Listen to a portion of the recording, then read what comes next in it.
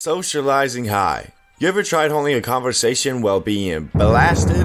It usually ends up being a mixture of trying to remember what the other guy said whilst analyzing the little bit of details that did manage to penetrate into your mind. Just recently, I had a guy come up to me at the store like, should I get the spicy ones or the cheesy ones? Hey bro, what you doing at Walmart? Who is this guy? Yeah. We met at that party a month ago. Oh yeah, I should say something. Yeah, bro, just chilling.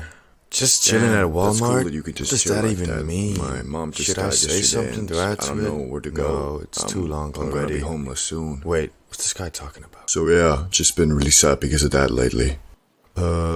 Yeah man, I get you. But don't worry, cause there's always a bright side at the end of the tunnel, man. Bright side at the end of the tunnel? My mom just died and I'm gonna be homeless now, so I don't know about that, man.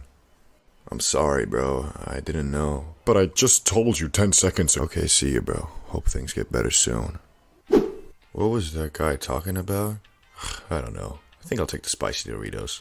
It's even worse when you blast it onto Mars with a spaceship type of high. Cause I swear, I be getting memory wiped every 5 seconds. Like, I don't want to be mean or anything, but please understand, if you don't get your point across in 5 seconds or less, I'ma be right back to thinking about that one meme on Reddit I saw 2 weeks ago. Bro, I've been thinking about this a lot, and I finally got it. The secret to making endless money is... And that's all you gotta do. Wait, sorry bro, I'm kinda faded than a hoe out here right now, so... You said the secret to making endless dough was... Yeah, man, what I was basically saying was that all you gotta do is start a business involving... So yeah, man, I can help you get started. I've already quit my job and moved to Dubai. You can join me. Move to Dubai? What's this guy on about? I think I'm just gonna leave. So bro, what you think? You ready to get rich? Nah, man, I don't think that's gonna work. Now, excuse me, I'm gonna go take a shit. It's not all bad though. You gotta love it when you see a homie at the store who's also blasted to the moon. The Zaza makes you connected on a multiversal level like, hey bro, what you doing? Nothing, chilling. Funny you say that. I would have answered the exact same way if you asked me that question. Sorry man, I'm faded than a hoe right now, and I just got hit with that memory wipe, so what you say again? Oh shit, you high too? Duh, I'm at the store, what else would I be? For sure, you tryna hit up that candy section though? Damn dog, you read my mind.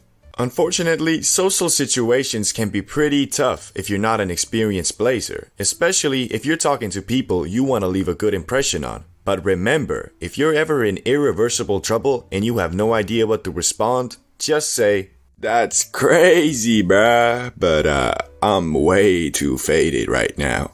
I'm sorry, I don't think I quite understand. I said that I'm faded than a hoe up in this bit. No, Charles, you're fired. We've all had a bad high before, and for some of us, we've had many. But what if I told you, you don't even know what that means? At least before you hear about the day I almost died while bugging off the Zaza. I woke up happier than usual because it was a special day. To be exact, it was my special day. My birthday. And I had planned a great celebration in my name.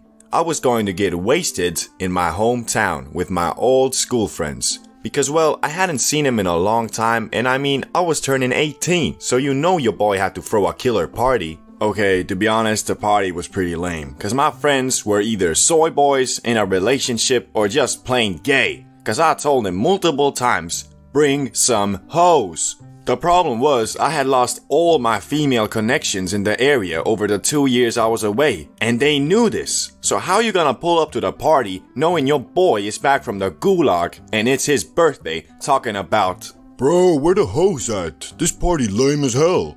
I told you bring the hoes, any hoes, yet you come here with a 6-pack and a vape. What you talking about where the hoes at? Look in the mirror, fool. You the hoe. You the hoe. Anyway, so we're just chilling at my lame party when my boy Ricky hits me up like, hey bro, I saw you in town again. Wanna smoke some gas? And even though I do have an obligation to stay at my own birthday function, I decided to disband. Hey, everybody, thank you all for coming, but I'm gonna have to wrap this party up because it's getting kinda late. Bro, it's 11 p.m. Party's just starting. Let's drink some more beers, eh? Hey, it's only 11 p.m. Hey, let's drink some more beers. Get the fuck out of my house, Charles. So I get these soy boys out my house. Like, sorry, but if you can't even muster one single female on a 2-week notice to come to a house party, are you really even a man?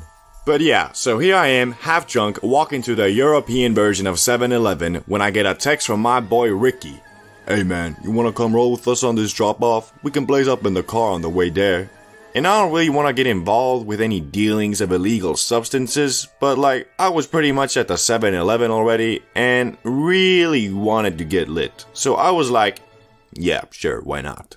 I get to the parking lot and I see the most rusty ricer stolen from the junkyard looking car, blasting gangster rap from the speakers like it was a 50 Cent concert. I jump in the car and see my boy Ricky, but also two of my friends from elementary school. They discussing this business whilst me and Ricky blazing in the back, when I notice the driver seems kind of off. So I asked Ricky, hey bro, is that man good? Seems a little off.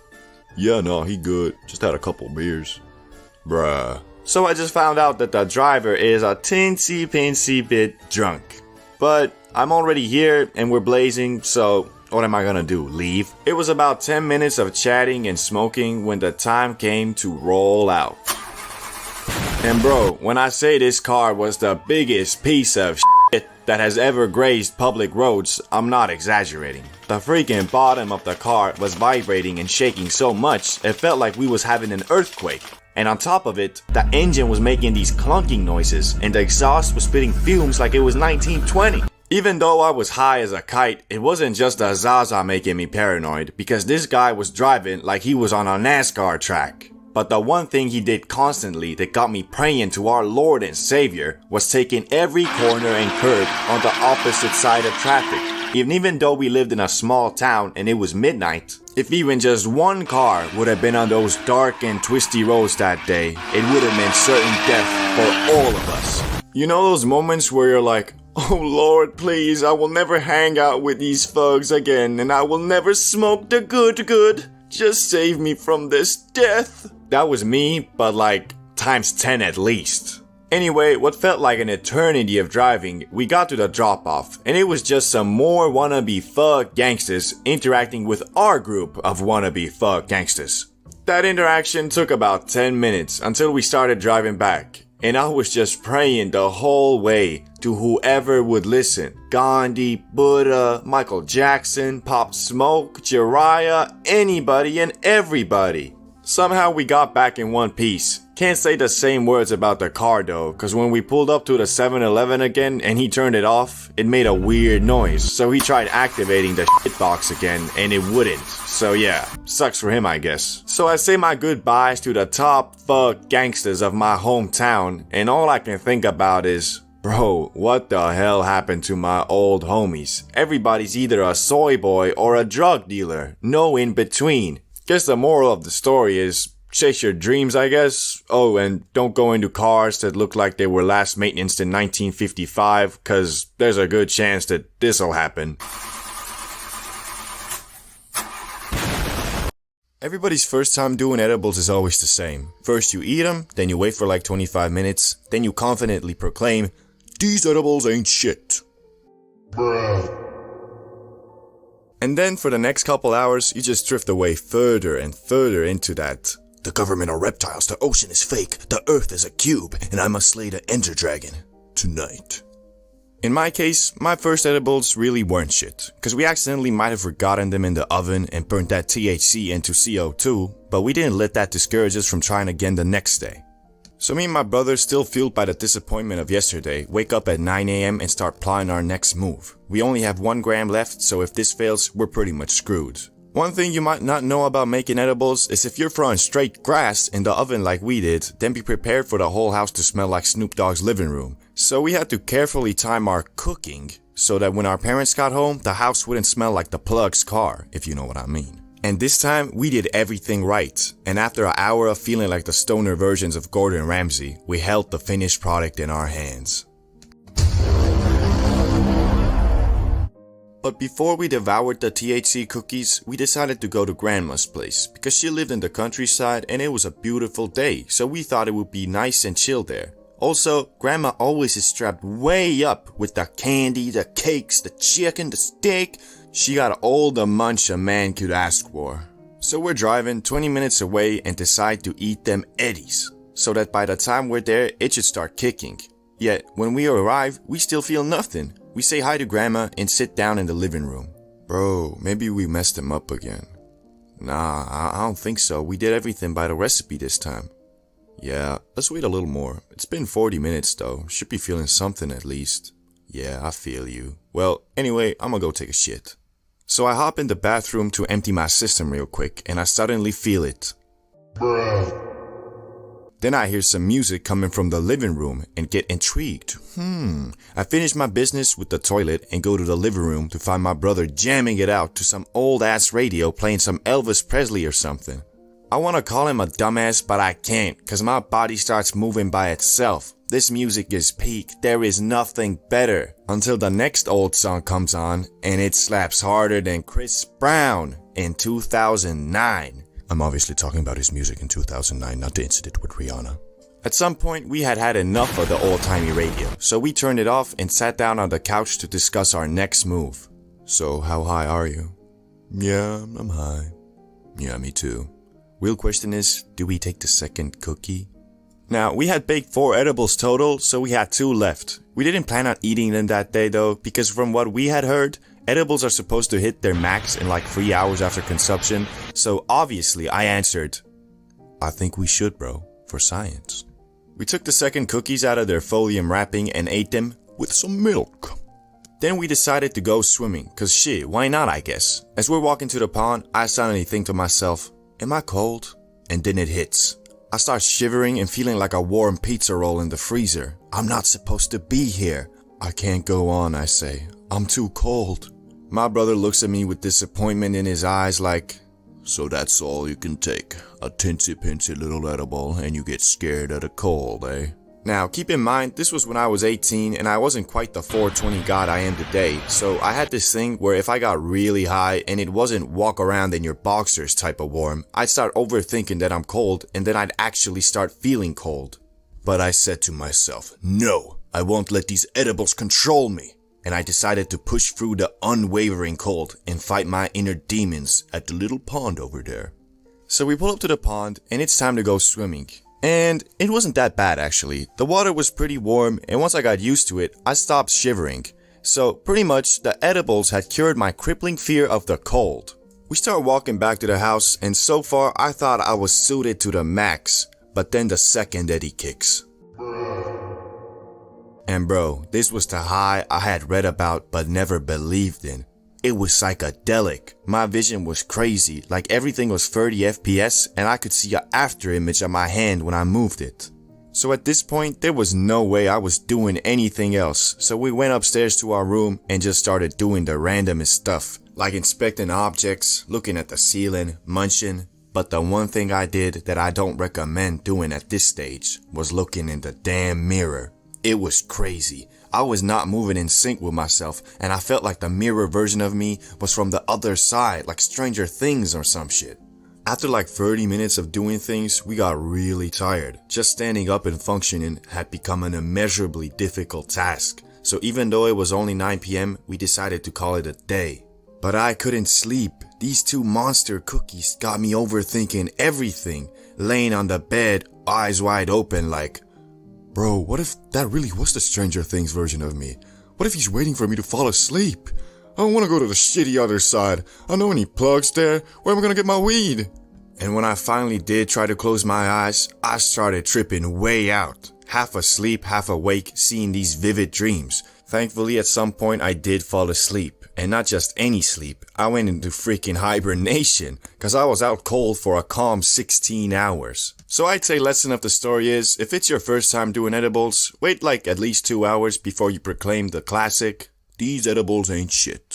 10,000 BC, a group of cavemen in the Oki Islands of Japan needed some warmth and wanted to start a fire when they discovered a funny looking green plant and either out of curiosity or desperation took it and inadvertently created history's first ever hotbox. Yet this early grass was not that loud that people be smoking today because as we know over the years the za has been scientifically and artificially cultivated to be much more concentrated in the high it gives. So, although it is funny to think about a group of cavemen purposely starting a fire in a small shelter for the sole purpose of getting faded in a hoe, it is unlikely that it actually ever happened. Yet aside from this iffy recreational stint in Japan, hemp was first commonly used in the lands that are modern day Mongolia and China for more practical uses like eating it. Which after saying that you might be imagining something like this. Yo, what's up? How you doing? Had any fun with those new seeds I gave you? Yo,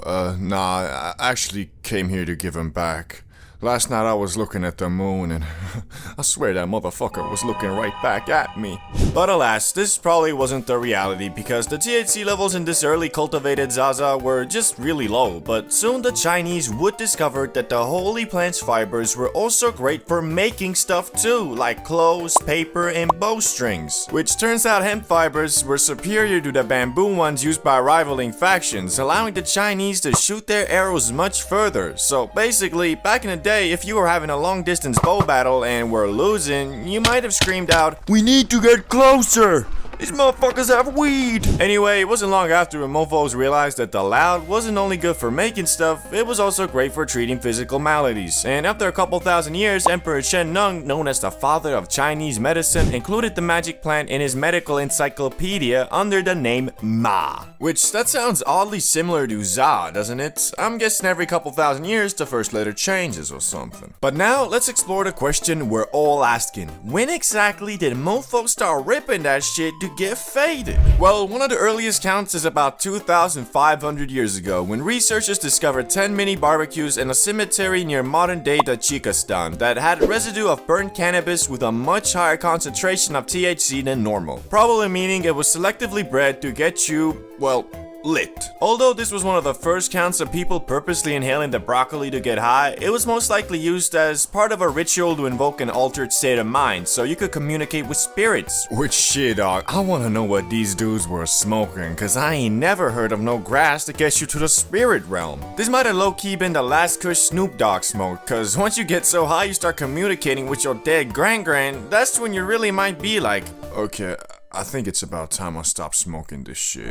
Since cannabis for one reason or another proved to be quite the useful plant, people started trading it around the world as soon as it was domesticated. Which the only people who didn't really fuck with the Zaza were Europeans who preferred getting hammered instead, which is low-key reflected in modern times too, especially in the northern countries where once you turn 18 you can drink as much poison as you want, but if you want to blaze, well, you might be looking at a little bit of jail time, my boy. But now let's quickly go over the uses of cannabis throughout different cultures so we can move on to the modern age, starting with Hindus. They made something called bang, an edible cannabis paste that had medicinal properties but also got you high. This could be added to a variety of foods and drinks, which this bang was the preferred food of the Hindu god Shiva, making him in my eyes the god of edibles. Disclaimer, that was a joke. Islam. Here the za was called hashish and was introduced about 1,000 years ago, which hashish wasn't strictly forbidden in the Quran at first, so a lot of Muslims ate it for its medicinal and relaxation properties. But later, Egypt basically banned it, and also the Quran was revisited by many and reinterpreted to include hashish to be banned just like alcohol.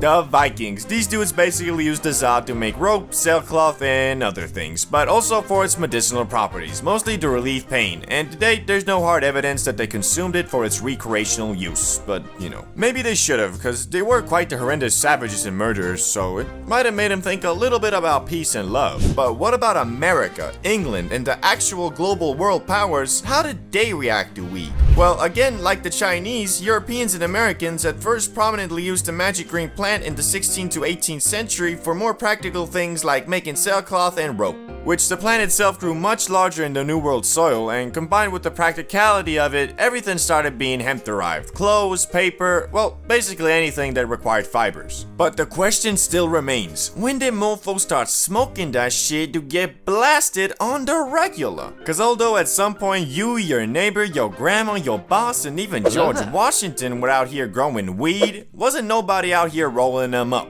Well, until the arrival of Mexicans. The loud version of hemp first arrived in Brazil in the early 1500s by way of enslaved Africans traveling with the Portuguese. And the native South Americans, who are already consuming some other psychoactive substances, quickly started blazing the Zaza too, and its use soon spread across South America and into Mexico, from which in the 1910s is when the loud first spread into the US via Mexican immigrants escaping the effects of the Mexican Revolution. And almost immediately the good was viewed as a threat, and by 1931, 29 states had banned its use. Although it wasn't really the Zaza that the US didn't fall with, it was unfortunately mostly just racism against Mexican Americans and black citizens of the South, which both these groups were enjoyers of the Zaza to some regard, so it became a scapegoat for racial bias in the US, and they blamed it for everything from petty crimes all the way to murder. And in 1937, the US completely banned all non-medical use of weed, which all of this kind of explains why the mostly peaceful plant has been thrown in the same Schedule 1 category with full-on life-destroying substances like heroin and cocaine. But thankfully, a couple decades later came the hippie movement of the 1960s to 1970s. This is what lightly sparked the comeback for weed, cause unlike before, when the Zaza was mostly smoked by Mexican immigrants and black citizens who the US was massively racist against, the hippie movement had middle-class white American youth start blazing too. Which it was all about love, peace, spirituality, non-violence, and of course, every hippie's favorite, recreational drug use. Although most hippies were all about peace and love, that was quite easy to say when most of them were literally privileged enough to drop out of college, run off with Cassandra in a rainbow van, go on copious amounts of mindset-altering trips, mostly powered by LSD, and then return 10 years later to their parents and have them say, "It's okay, son. I was young and stupid once too." Anyway, although the grass was still federally illegal, this didn't really do much, cause in 1976, 1 in 8 Americans over the age of 12 admitted to smoking it in the past 30 days. Hippies though were especially interested in cannabis, so much so they went on something called the hippie trail, which was basically an excursion by the youths of the world to go over to the Middle East and India, all while riding in magic buses and discovering new ways to get absolutely blasted, such as smoking the concentrated Zaza resin known as hash. But acquiring the Zaza would soon get much harder, because you see, most of it came from Mexico, so in 1969 the US started patrolling the border, and in 1975 they got even more aggressive and started spraying herbicide on Mexican weed plants. And so good old supply and demand made grass prices skyrocket, which a lot of people started then growing the plant themselves in mini greenhouses, closets, bathtubs, storage units, basements, wherever they could. But then in 1982, Mr. Smarty Pants Ronald Reagan took it even a step further by encouraging the streamlined arrest of anyone in possession of an illegal substance, which was really dumb because most of the focus was on pot, all while crack, meth, and heroin were all still being transported and consumed on a regular basis. Even worse, this enforcement seemed to be racially motivated because despite plenty of traffickers and consumers being white, the majority of arrests were Latino and black youths, all while this bizarre over-focus on cannabis allowed the growing opioid epidemic to go unchecked. But thankfully, the US is slowly learning from their mistakes, where today 24 states have legalized the recreational use of marijuana. On top of that, the increased level of research on it has also found multiple medical use cases and can be prescribed to you by special doctors if seen fit. And although the Zaza is still federally illegal and a Schedule 1 drug, the overall perception of it has changed for the better, including in December 2022 when President Biden signed a bill to make it easier for researchers to obtain plants for their studies, which will hopefully accelerate the learning of positive and negative side effects of consuming the Za even further. But all that aside, the overall vibe towards the loud has gotten a lot more accepting, and these days more and more people view the smoking of the grass not as you being a junkie, but the same way as having a couple beers with the homies on a Friday night and watching some WWE. Smoke weed every day. To some, this is their mantra, and to others, it is just something they said in 4th grade to sound cool, along with, of course, fuck it, getting money. But did you know, smoking weed isn't just some 21st century trend where after COVID everyone just realized, man, this sucks.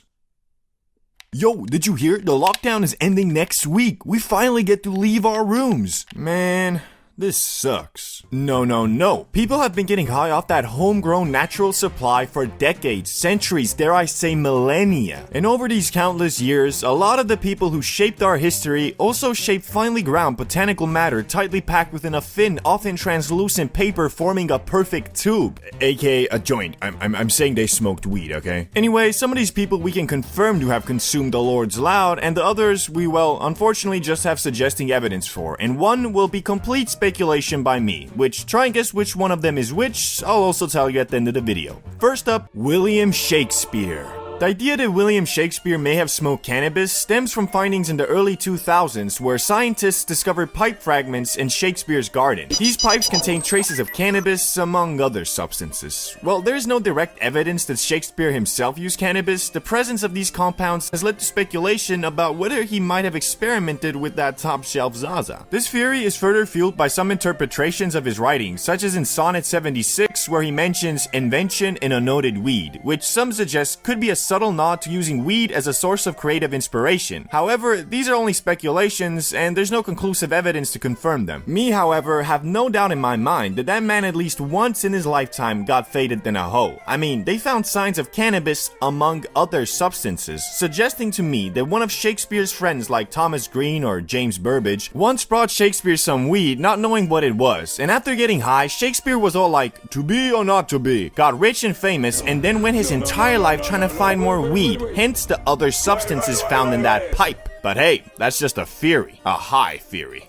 But now, let's talk about Queen Victoria. Queen Victoria might not be the first person you'd imagine puffing on a joint, but history has its surprises. Back in the Victorian era, our dear Queen was quite the savant when it came to pain management. Prescribed cannabis by her royal physician, Sir J. Russell Reynolds, Victoria reportedly used it to relieve menstrual cramps. This makes her one of the earliest known VIPs of the medical marijuana club, proving even monarchs need a little herbal relief now and then. No word on whether it made court affairs more amusing, but one could certainly hope. Although this one is proven to be true, unlike Shakespeare, it isn't quite as, well, entertaining is the right word, I guess, as there really is no proof that she ever smoked that OG, just put a few drops under her tongue. Did she ever have the munchies? Did she ever get intentionally high before, let's say, a play to make it more enjoyable? I guess we'll never know. One can only ponder about the royal rotation. George Washington. The $1 bill, America's first president and perhaps its first agricultural innovator in the realm of hemp. In his days, tending to the vast fields of Mount Vernon, Washington got quite savvy with his crops, particularly hemp, which was used primarily for industrial purposes like making ropes and fabrics. But here's a little historical nugget. Washington wrote about separating male from female hemp plants. Now, to the untrained eye, this might just seem like good old farming, but those in the know might wink at the idea that George was onto something more recreational. I mean, why else fuss over female plants known for their higher THC content? Well, there's no smoking gun or smoking pipe, as it were, to prove he partook himself. It does raise eyebrows, and maybe even a few smiles at the thought of the father of his country partaking in a bit of the herb. Of course, there are some other reasons why George could have wanted to separate female plants from male ones, but I just can't imagine being so into weed farming and not even once being curious enough to smoke it. Can you? Probably not. So conclusion, I think he smoked. You think he smoked? He smoked. Herodotus. Often dubbed the father of history, he had quite the knack for detailing the quirky habits of ancient cultures. In his tales, he mentions the Scythians, a group that really knew how to throw a smoky party. They weren't just tossing burgers on the grill, but were burning cannabis seeds to whip up a bathhouse-style smoke fest. Imagine this, ancient warriors chilling in felt tents, getting secondhand highs from hotboxing with hemp. Which leads us to Alexander the Great. Some cultures around his empire used cannabis, such as the Scythians, who, as I mentioned earlier, Herodotus noted used it in steam baths. However, there are no records or indications that Alexander himself used cannabis. His conquest did bring him into contact with many different peoples and cultures, so it's likely he was aware of various herbal practices. However, connecting him directly to cannabis use is, well, fight on! Light on.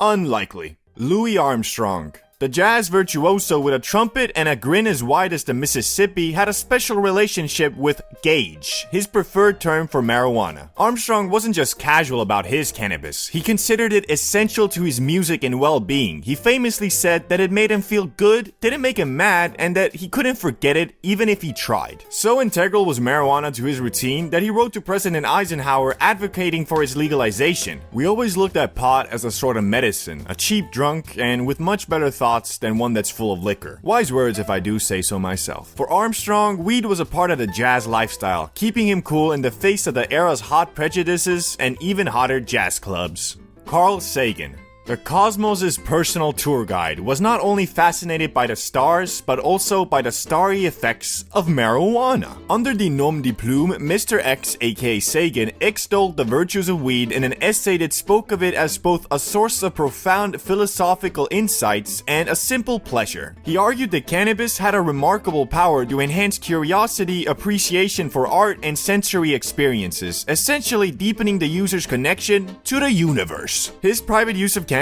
was a tool for scientific meditation and personal enlightenment, a kind of mental spacecraft exploring the uncharted territories of the human mind, all while maintaining a vigorous career in astrophysics. What a G! His appreciation for weed was not just about enjoyment, but also an intellectual pursuit, adding a layer of contemplation to his stargazing. This one is one of my favorites because it really just proves that weed doesn't make a hardworking person lazy, it makes a lazy person lazier. And in the case of Mr. X, no, not you Elon Musk, Carl, it's awesome to see an advocate for weed that isn't a rapper or a retired athlete, but an esteemed astrophysicist. No, not you either, Neil deGrasse Tyson, we all know how smart you are. Final person on our list, and the most prominent in Zaza use. Everything he described makes sense to me, as although I'm not hippie enough to say my Zaza destruction is due to me wanting to deepen my connection to the universe, I do however prefer to play No Man's Sky high as balls. Thanks for watching. Oh, and Alexander the Great was the fake one. He didn't smoke up. Sorry. So yesterday I was packing myself a big ol' hit, as per usual, and thought to myself, man, I'm really hitting this out from this wacky silicone machine-crafted laboratory-grade piece. Like, what happened to the Apple BONG, the can BONG, the good old spliff? And so today, I'm coming at you with the 5 levels of smoking grass, and how your equipment to do so evolves, along with your mindset and shit. Starting with Level 1, the noob. This the level where you still think Desire is some type of magical space unicorn shit, cause well, you've never done it, but your friends say it's crazy. So one day, you and the boys hear of a dude called Dragon selling grass in the school bathroom, so you band your money together and go acquire the grass. Once obtained and a safe area found, your friends are like, how are we gonna smoke this? Which, depending on where you're at, you're gonna end up either with a crappily handcrafted spliff or an aluminium can with holes in it. Whichever one you choose, you're gonna get faded in a hole that night, and either fly with the happy space unicorns or get tortured by thoughts like, hope my mom doesn't call me right now. Is this ever gonna wear off? Was 9/11 an inside job? And if your first experience was the latter, then you probably didn't advance to the next level, at least for a while. But if you had a fun old time and continued to smoke up with your buddies, at some point you'll find yourself at Level 2. Why does she always make my throat burn? After a while of smoking the za from spliffs or from some shitty Mountain Dew can, you finally think to yourself, maybe I should invest in something that makes it so my throat doesn't want to eat itself inside out every time I take a hit.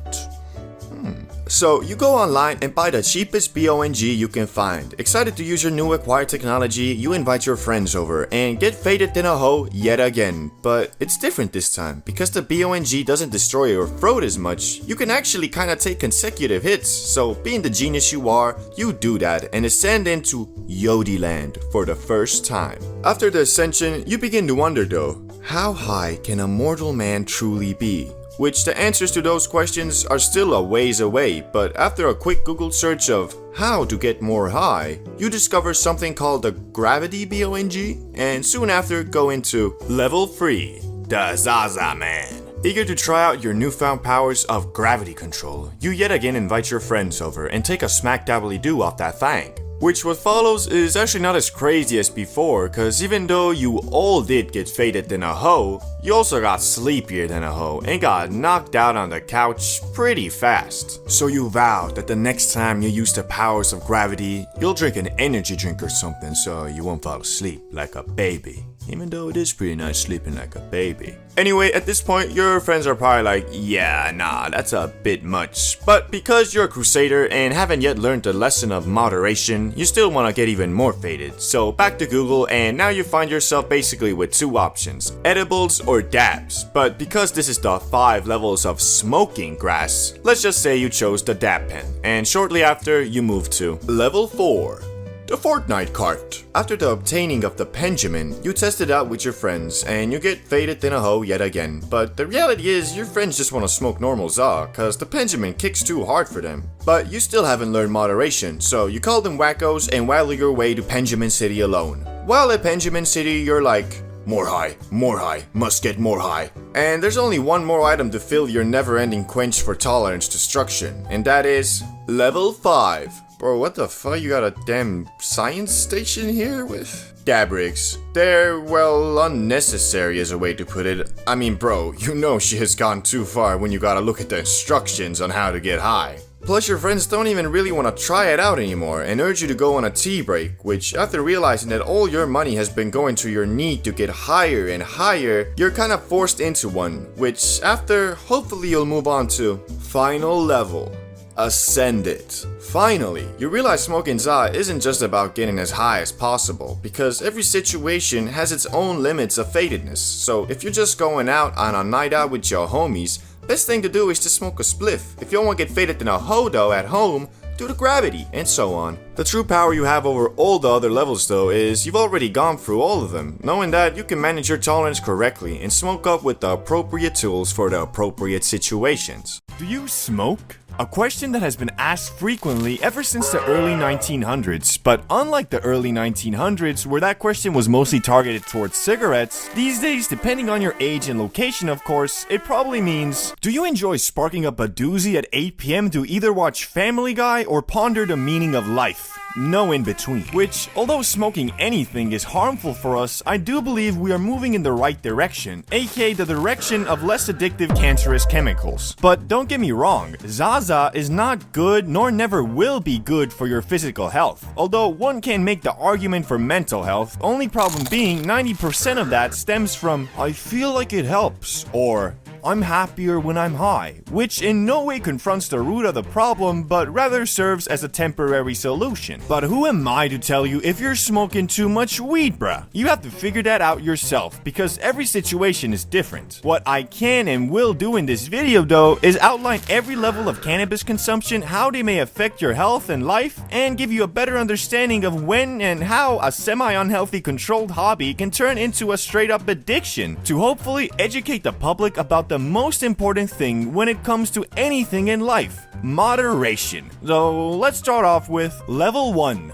A casual. The casual is someone who smokes up only on occasions and almost exclusively with friends or family. At this level, you might be sparking up once or twice a month when a homie invites you over to hang out. And the reality is, you don't even really care about the weed part so much as the hang out part. You understand that smoking isn't good for you, but you also know the person you chill with likes to do so. And who are you to tell your friend how he or she should live his life? This is truly a wonderful level to be at, as being high is always eventful and joyful. Unless, you know, you green out. Anyway, I think this is obvious, but at this stage, you don't have your own bud, bong, or really anything related to the za, as your homie always just hooks you up. Which, unfortunately, most of us don't have a friend like that, or used to, but have since leveled up to the point that they're the ones hooking the homies up. But we all know free za always hits better. It's just one of those things. Level 2. The weekend smoker. The weekend smoker is someone who has evolved from only getting high for the sake of being on the same wavelength as the homie to someone who has grown to enjoy the effects of marijuana even alone. But don't get me wrong, you are still aware that smoking is not healthy, but you also know eating Ruffles is not healthy, doom scrolling is not healthy, yet you still do them from time to time. Getting high has become something you look forward to, but since you're not smoking up every night, it's usually always accompanied with some activity you have in mind, aka I can't wait for Friday so I can smoke up and play Minecraft. I'm excited for Saturday so I can smoke up and watch Dragon Ball Super. Something like that. At this level, you're also definitely not smoking up frequently enough to start worrying about the financial implications buying weed comes with. At most, you're getting an eighth once a week and rolling a couple J's, or maybe if your friend was generous, he'll give you his old bong. Protected with your life. Personally, this is the level I have tried to stay at, but well, it's kind of hard because at this point you have your own weed, and if you're doing something fun at night, it kind of tempts you to do it, well, high. And once you give into that temptation, you'll move up to level 3. The daily reward. You've come to really enjoy your weekend highs, so much so that you've decided, screw it, it's Tuesday, there'll be no hangover like with alcohol. Yeah, I'ma smoke up. I would consider this level the last one where you can still say you are not addicted, just really enjoy hanging around while high. The only problem being, weed has become an integral part of your routine, which has removed some of the wonder that accompanied it in the previous levels. As before, being faded got you moving extremely irregular, but since irregular depends on your perspective of regular and you're pretty regularly high, your actions while under the influence, although still fun, don't make you feel that, oh shit.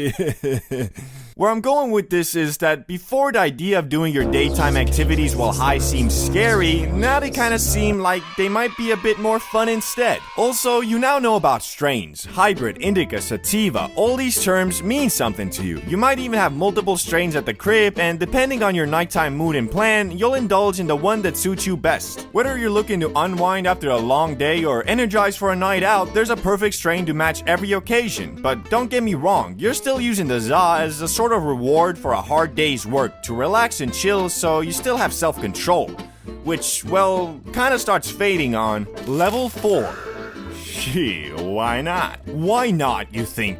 I ain't really got nothing much to do anyway, I'll just do a quick rip and make it more enjoyable. Getting high during the day can be a slippery slope, cause once you do, you'll realize that, wow, this is kind of fun. And so you might start dedicating your sativa stash to your daytime adventures, but there is a catch. A rather steep price you must pay when you reach this level. Because you are now high during the day, smoking up at night loses that reward factor it used to have. You're slowly getting to the point where the feeling of normality is being faded, and due to that, getting high at the end of your day is just standard procedure, not your special fun time, if you get what I'm saying. Another huge difference that comes at this level is of course your tolerance, which has gone way up along with your money spent on weed. And to counteract those, you have had to start buying in bulk. So instead of eighths, you now have ounces. But holding so much bud is a double-edged sword, as having over an ounce available at any given time also messes with your sense of how much you're actually smoking. Whereas one full bowl of bud taken from a grinded eighth visibly decreases the amount you have left, a full bowl taken from a grinded ounce seems like nothing. Which all of these things compound, kinda like the stock market. You're taking bigger and bigger hits each day, which most people would start to realize that at this point, it's kinda hard to label your Zaza destruction as a controlled hobby when you're not just high during your night goblin time, but also your daytime, and start lowering your consumption. But if you are not most people and still believe that you are in control, you'll move on to level 5.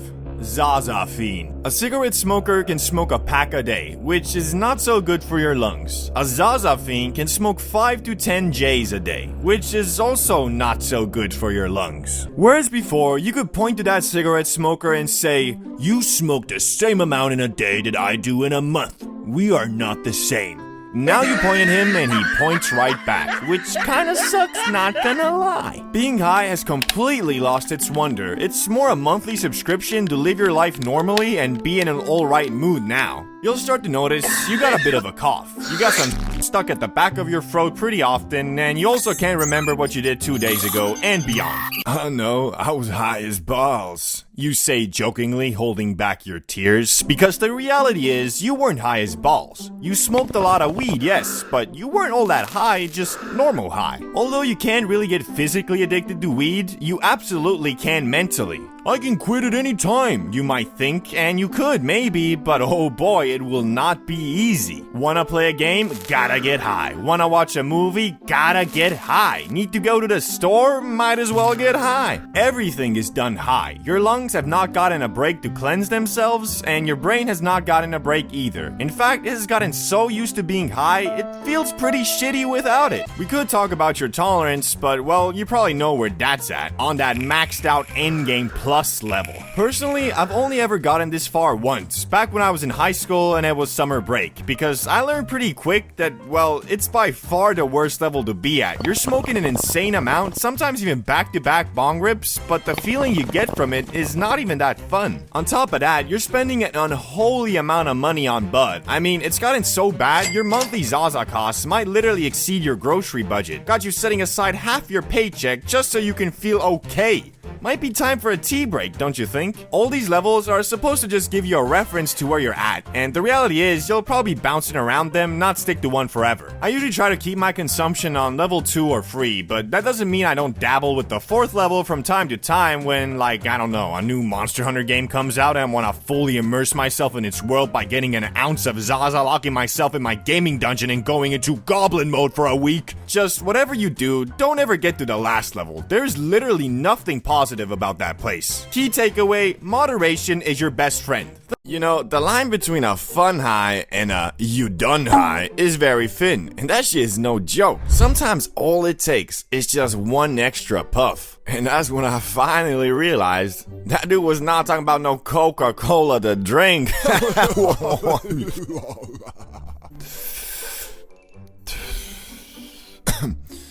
Wait, but I did buy this weed from him. I wonder if... No, wait, it can't be. Everybody stop right now! I think we're all smoking crack! Hey, yo, see, you got any more of that weed you gave me yesterday? Oh, it's really good shit. Yeah, I really like it. Hey, yo, I see you have some. Hey, yo, give me, I'll give you anything. I'll fucking suck your dick. And that's exactly why you can never trust a plug who also sells that Coca-Cola, if you know what I'm saying. But your weed being laced with a substance that'll change the chemistry of your brain and make the pursuit of your dreams and happiness into the pursuit of concentrated 1900s Coca-Cola and ruin your life forever is the least of your worries when you smoke up with a bunch of sad boys. Now, don't get me wrong, mental health is very important and you should never keep everything inside because your loved ones want to help you. But bro, ever since Juice WRLD dropped Lucid Dreams, motherfuckers will find any reason to be depressed. I still see your shadows in my room. Can't take back the love that I gave you. Yo, what was going on with you, bro? Like, you've been acting really sad as of late. You wouldn't understand. I'm depressed. There's just no point to anything. Wait, but you weren't depressed 2 days ago. Oh, you're on a sad boy phase. Sad boy? No! Oh, fuck, I guess I am. Yeah, bro, how about we go to Salamander's place, get obliterated, and play some Super Smash Bros. Instead of whatever the fuck you're doing here? Yeah, what am I doing here? Yeah, let's just get out of here. 1 hour later. So, Ricky, you still sad? Nah, I'm having a blast. Wait, but you were saying something about, like, someone's shadows you were still seeing in your room? I don't want to talk about that. And that's the story of how we were able to stop Ricky from becoming a full-time sad boy, just in the nick of time. But besides almost losing a friend to the song Sad, exclamation point, there have been 2 extremely scary highs I have gone through. One was instigated by the po-po, man, fuck the police!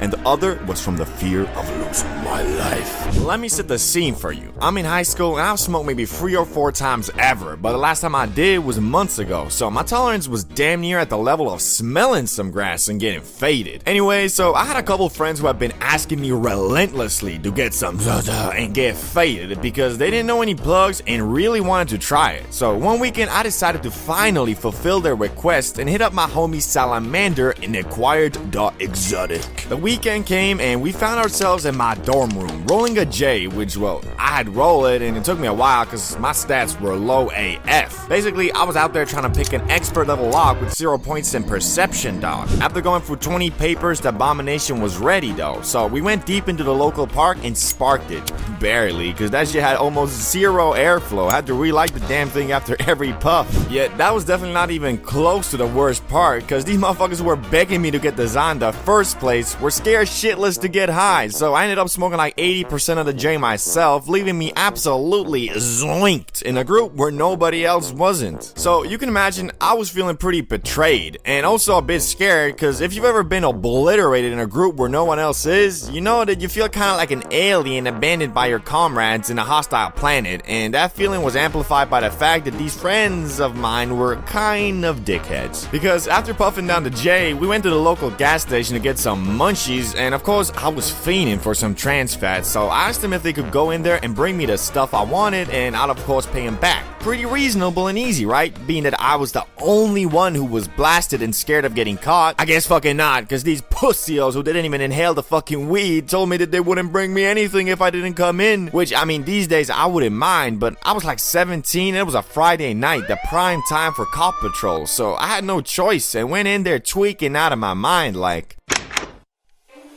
Oh fuck, this place is full. Shit.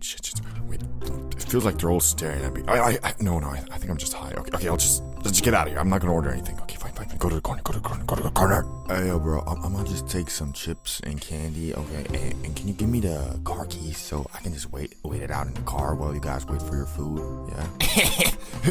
No. What? Why? I'm not even gonna turn it on, bro. Cause, bro, I got an announcement to make. This motherfucker. Oh, yeah. Bro, shut the fuck up. That ain't funny. I'm baked as fuck, you pussy. Okay, but yeah, you're not getting the keys. So basically, these scumbags just decided to torture me, and because I had to wait for their food anyway, I went to order some too, and as I was doing so, 3 girls from my school approached me at the counter and were like, yeah, I'll have Hey, see, I heard you guys smoked some weed, yeah? Well, no, I'll have the dumplings, yeah. But yeah, we definitely didn't. We're all super duper sober bober.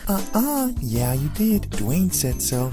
You got some left? You can come to our place if you have some. We really want to get faded too. And in that moment, I had to pause and rethink my whole life because I did not in fact have any left because I wasted it all on my rinky-dinky sausage party bum fun enjoying friends. Which if I would have had some left, I could have gone to these girls' crib and smoked up with free hot chicks. But no, I donated all the weed to dumber, and me, the dumbest. And after that realization of alliances, I changed the famous saying, bros before hoes, to bros who aren't hoes before bros. And I live by that to this day. But the scariest part was yet to come, because as I was waiting for my food posted up at the ice cream station, a cop walked in. And that just set my tweak meter to a whole new level. I felt my heart rate spike to like 200 and I was shaking just begging God for him not to walk towards me. But he fucking did. I avoided eye contact at all costs, but it seemed he had his eyes set on me. He got closer and closer until he was standing right in front of me. Fuck, why is he here? He knows I'm faded, doesn't he? Oh shit, I'm fucked. I'm going to juvie. This is over. Oh my God, I'm gonna fucking die.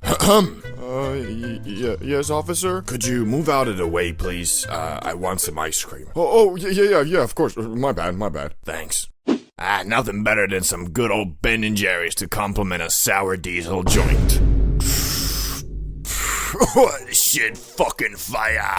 Okay, the last part maybe didn't happen, okay? Anyway, the build-up, the weed, the cop, everything combined gave me some of the worst anxiety I've ever had. But the relief when he just wanted some ice cream was equally amazing. I had gotten away from this horrid situation, and once we got our food, we went to a hangout spot where I got really cold and tweaked again. Overall, I'd rate the high a 7 out of 10 just because it was eventful and I got a nice adrenaline dump, but it would have been a damn 9.5 if your boy could have gone to the girl's crib and got faded with some hot females instead of my pussy friends, goddamn. Although this high was quite stressful, it did have its highlights. If you've ever bought from a plug, you probably know about that teeny tiny voice in your head that goes, what if it's laced, bro? And although 99% of the time, that's just you being paranoid, the other 1%, it might be warranted.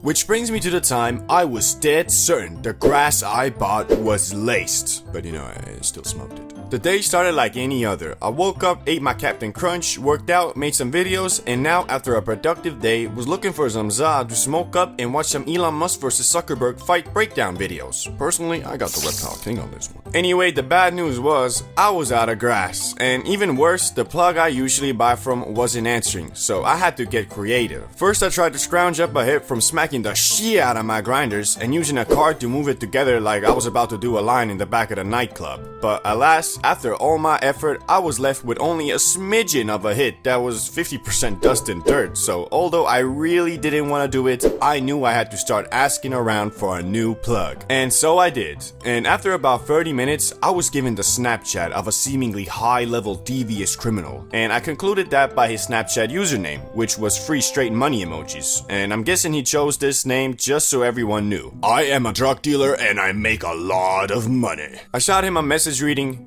"Yo, can I get one?" hoping that he would respond unlike all my other plugs. And just a few minutes later, I was blessed by a message reading, "Yeah, nice." All I needed to do now was ask when and where, which he responded swiftly with an address that was very close. So I hopped in my Urus. Sorry, I have a Lamborghini Urus. Yes, this is a fact. Spread the word, guys. And pulled up on the spot where I was expecting to greet a killer tattoo. Nah, actually, I'm too experienced now. I knew it was gonna be some high school kid. They're the ones who always use emojis for their plug Snapchats. And it was exactly what I thought. A scrawny looking kid with glasses pulled up, dropped the bag in my car, and dipped. Well, I also gave him the money, but nothing really different or alarming had happened during this altercation. As I was driving back home though, I took a quick little sniffington from the bag and well, that shit was smelling a bit sus. I can't quite describe the smell cause it did stink like good za. There was just a certain chemically fragrance to it as well, but regardless, I brought that za home and before I smoked I did a bit of googling. How to know if your grass is laced? You can tell if your bud is laced by putting it in water and seeing if anything melts out of it. Bruh, ain't no way I'm putting this grass in some goddamn water. Ah, fuck, it seems good to me. So yeah, I didn't really practice a lot of precaution. I mean, worst case scenario, I accidentally smoked crack. But anyway, I loaded up the hit and took a smack dabbly do off that thing. And at first, I couldn't really tell nothing was wrong. I mean, I was on the couch feeling like a medium rare filet mignon, but that's just being bait. Until I suddenly started getting real paranoid for no reason. Like, not paranoid in what if it was laced, but paranoid in... Hey, what the fuck was that? Hello? I'll have you know I'm a certified demon hunting boxing champion, bruh. I'll knock your nun ass out in an instant. Oh, hell nah.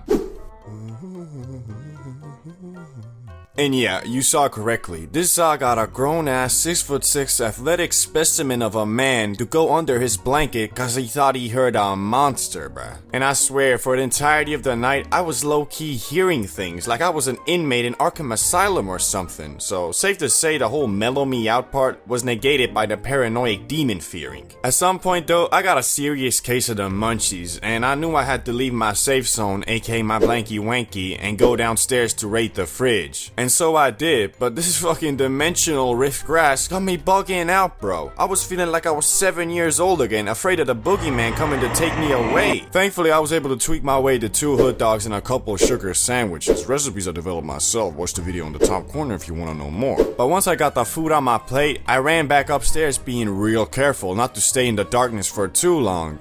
Basically, I was this old Vine video. Worst part was though that this so-called laced grass didn't let me sleep either. Like literally, I almost pulled an all-nighter looking like Golem up in my room. Until at 7 AM, I did finally somehow hit the hay. Anyway, this is the only time I ever actually believed grass to be laced, cause it just seems unprofitable to actually do that shit, but I'm still not sure. It might have just been some mighty paranoid demon grass. I guess we'll never know, cause the experience was awful enough for me to flush that shit down the toilet. RIP 0.8 Gs, bruh. And obviously, I removed that new plug from my friends list, cause I'm not trying to be the victim of our town's first supervillain, cause if that shit was indeed laced, no way I'm about to go buy some Joker gas from Dollar Store Heath Ledger again. I think a lot of you guys can relate when I say I f***ing hate nicotine. No, I mean I love it, but I actually really hate it. And if you watch my Types of Nicotine Addicts video, you know that I consider myself a seasonal addict, so pretty much I might be nick-free for a whole 3 months or something, but then fall back into the trap like,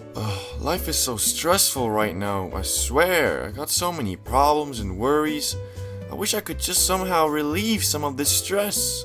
Preferably in blueberry flavor. And then I have to start fighting my own damn brain cause it just starts telling me reasons why I deserve that blueberry stick. You haven't vaped for months. Just buy one, come on. You had a rough day. You deserve it. You have a long day ahead of you. It would be much easier with a little bit of cancerous chemicals. Like, no! F you, brain! I shall not fall under your illusions again! Fool me once, shame on you. Fool me twice, shame on me. But fool me.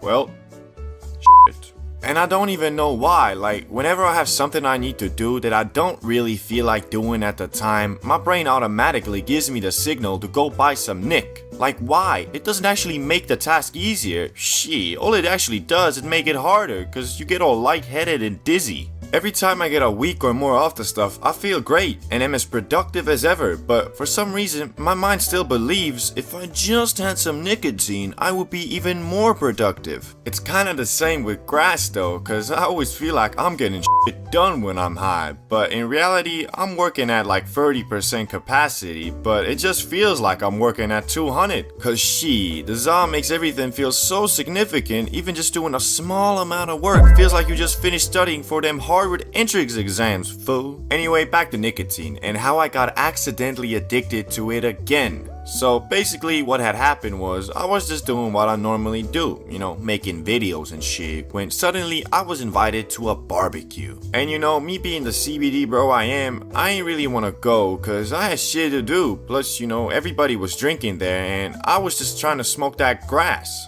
But reluctantly, I accepted, and not to my surprise, everybody there was consuming that Nick one way or the other. And well, long story short, I cracked and took a nicotine pouch from one of the people there.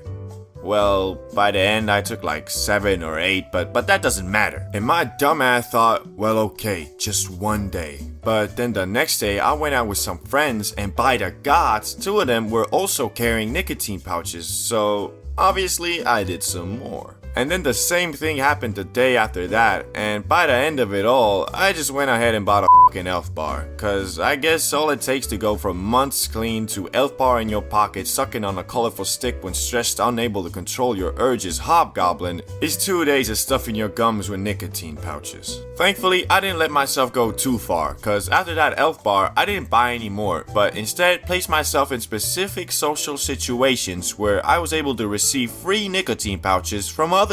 And that's what I'm on at the time of this video as well. So basically, I don't have my own vape or whatnot, but every time I go somewhere where someone does, you better believe I'm asking for a quick hit. But don't worry, I try not to be too much of a goblin, so usually I cash app like $2 to the dude I'm borrowing the vape from. It's kinda hard though trying to explain to people like, yeah, I don't vape. Only when someone else has a vape, then I vape quite a bit. But hey, that's what's helped me quit nicotine like 5 times by now, although I always end up coming back to it after a couple months. Nonetheless, it helps because in order to get my nicotine kick, I have to go out and socialize, which can be quite hard if you also want to be faded and watch Star Wars Fury at home. So a lot of times, I just don't go, and therefore don't vape. It's only when my nicotine addiction outweighs my desire to be high at home when I go out and vape. And because I'd rather watch Disney Plus and munch on some Doritos than just sit somewhere and suck on a nicotine stick, I've been able to control my nicotine addiction quite well, I think. The Plug, a holy being that will always be there for you, especially when you don't need him, and also occasionally when you do. And because I don't live in the fancy America, where all the big vloggers and TikTokers are, I still rely on The Plug for my Zaza.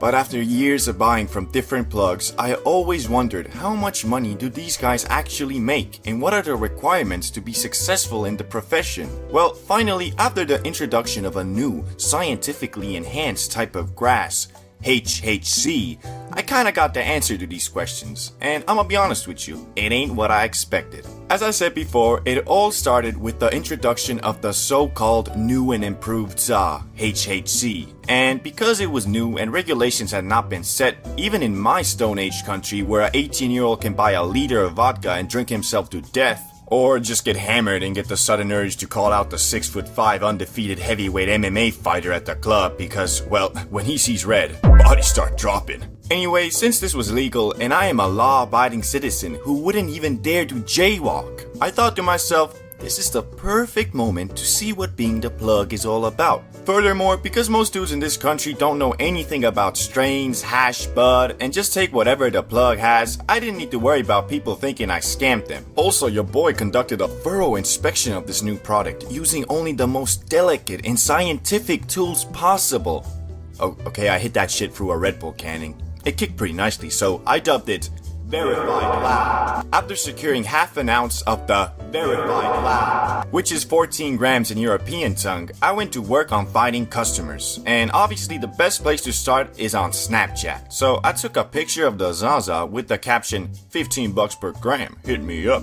Which is a steal, because, well, it sold for 20 a G here. And unfortunately, I only got one sale, cause I guess most of the people who I knew smoke Verified Lab were plugs themselves and knew of the existence of HHC and that it's like 6 bucks a gram. But I was still determined to flip them packs and make them racks, so I hit up the most trustworthy plug I knew who actually had people in his contacts who smoked Verified Lab, but were not in the business of trapping themselves. After a thorough business meeting where we may or may not have smoked the grass ourselves, he conducted that the gas I had was indeed worthy of the title Verified Lab, and offered to buy it all for 12 bucks a gram, which, I mean, I got it for 8.5, so I obviously said yes. At first I thought that was all. I made a nice profit of about 40 bucks and was feeling good. But after about 2 days, I got a message from the plug I conducted business with reading, "Bro, that shit sold out quick. Can you order more? I think I can actually sell this stuff for 25 a G, cause people want the same stuff real bad." Now, I think you are currently pondering two questions. Why didn't he just order more himself? And how the hell did these dudes not know it was HHC? Well, the reason he didn't order more himself is quite simple. He is a full-time OG plug, so dudes does not have a bank account to order stuff. And to answer the second question, I truly don't know.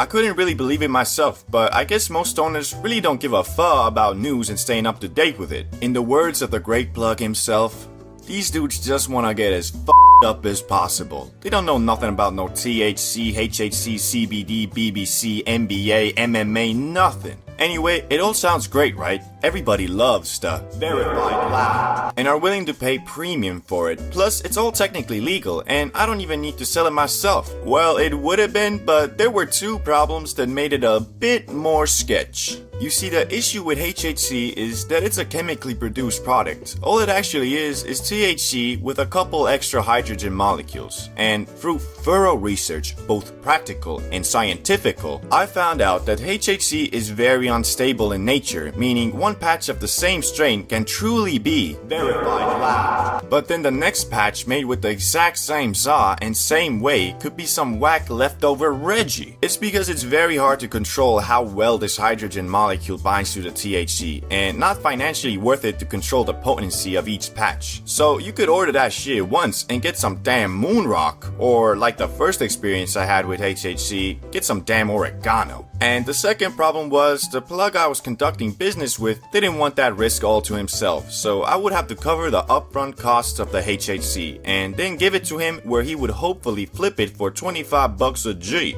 which I would receive 15 bucks a G and him 10. So here I was with quite the pickle of a conundrum. Should I order a whole ounce of HHC, which by buying an ounce you get the best price per gram, but I risk it being whack Reggie? Or should I just order a fourth, therefore lowering the risk of getting whack product, but also lowering the profit margins? And the conclusion I arrived at was the best of both worlds. I ordered half an ounce just like before. After receiving the good, I gave half of it to the trustworthy OG plug and waited for that passive income to roll in. But unfortunately, it was as I feared. The stuff I got this time was still good and solid, but it just wasn't the verified loud I received before. So the OG plug was having trouble marketing it as premium za and lowered the price to the industry standard 20 bucks a G. But unfortunately, dudes were catching on as well, and some of them refused to buy the za cause they could just order it online. Like, yeah, you can, but wouldn't you rather buy from your friendly neighborhood plug? I guess not, cause after a couple days, the OG plug sent me another message.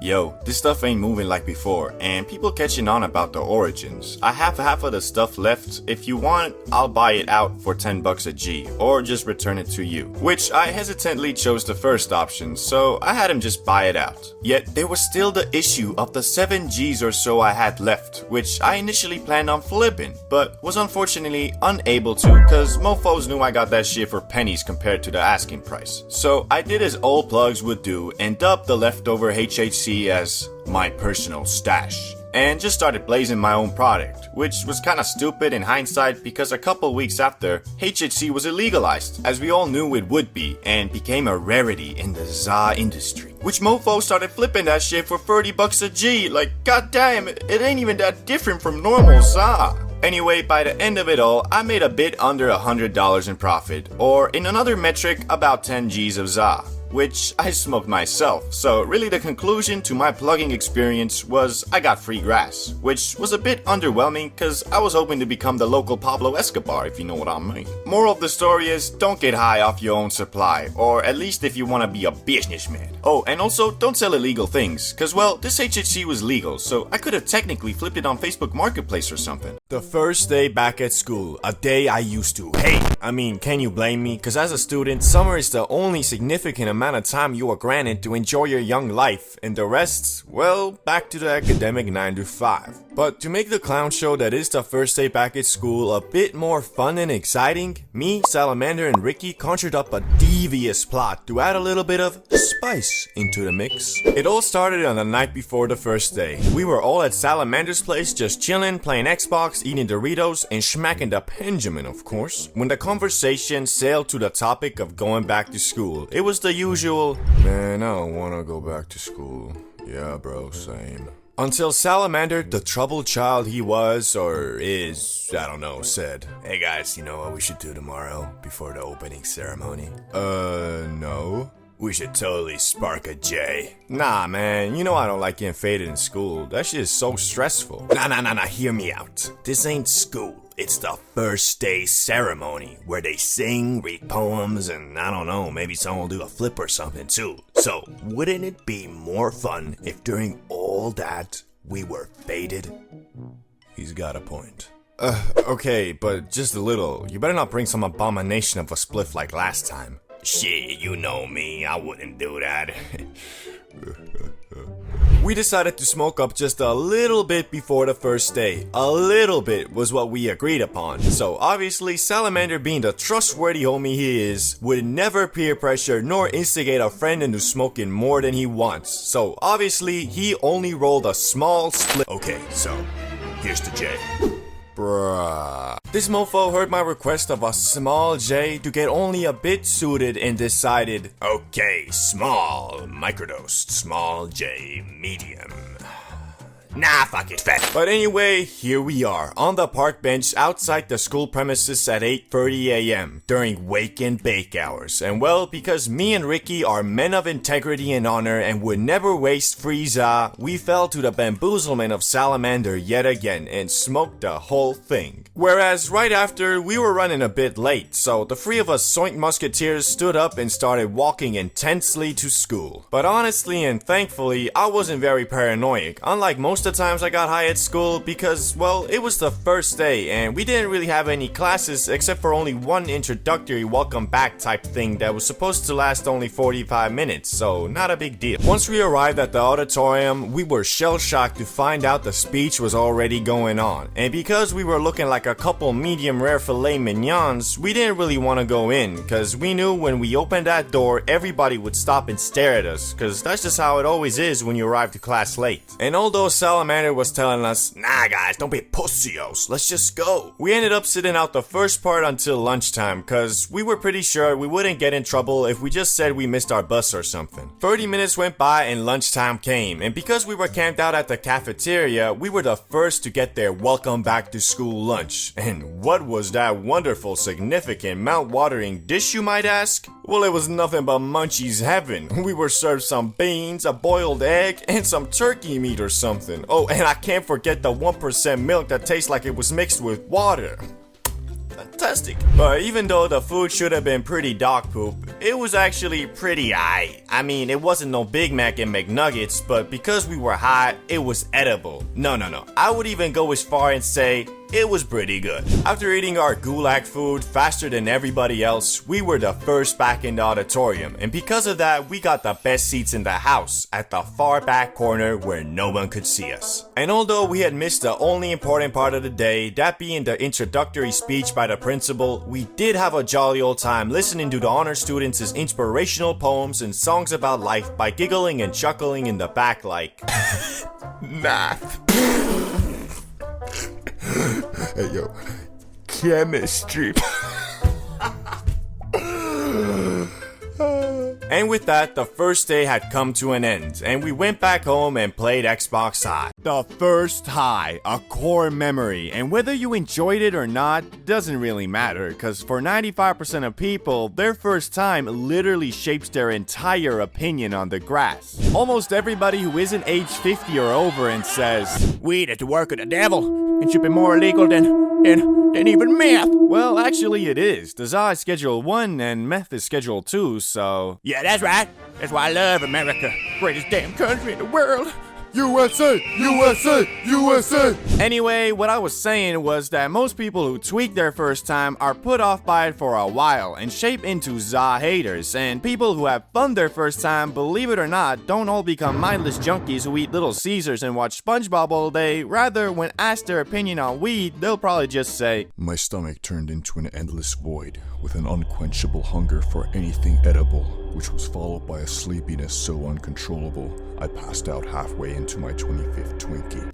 It was pretty fun. So obviously me, CBD bro, who runs an entire YouTube channel dedicated to the green plant, must have had the latter experience, right? Well, not really. As you see, when I was but a wee lad, uncontaminated by the forbidden fruits of the world like alcohol, nicotine, and yes, weed, always believed that alcohol makes you homeless, nicotine makes you a little bitch, and weed makes you lazy. Thinking that, I didn't want to waste not just my first high, but my very first time feeling anything besides normal on eating Doritos and watching Family Guy. Which, after turning 17, I decided it was about time I lost my substance virginity and planned to do so on Christmas dinner, where I was gonna let El Marijuana put its big, fat, thick, juicy, delicately rolled J in my mouth, but only after I had eaten, as I believed if my tummy was full, I wouldn't get the munchies and could instead contemplate the meaning of life my time high. And thankfully, I had an older brother who was more than willing to give me a puff or two from his Christmas dinner J for $4, the fucking cheapskate. So we went upstairs and started puffing, which Rezex was instantly bamboozled from the magic grass. Nice, it's not a dud. Now it's my turn. I grabbed the J and puffed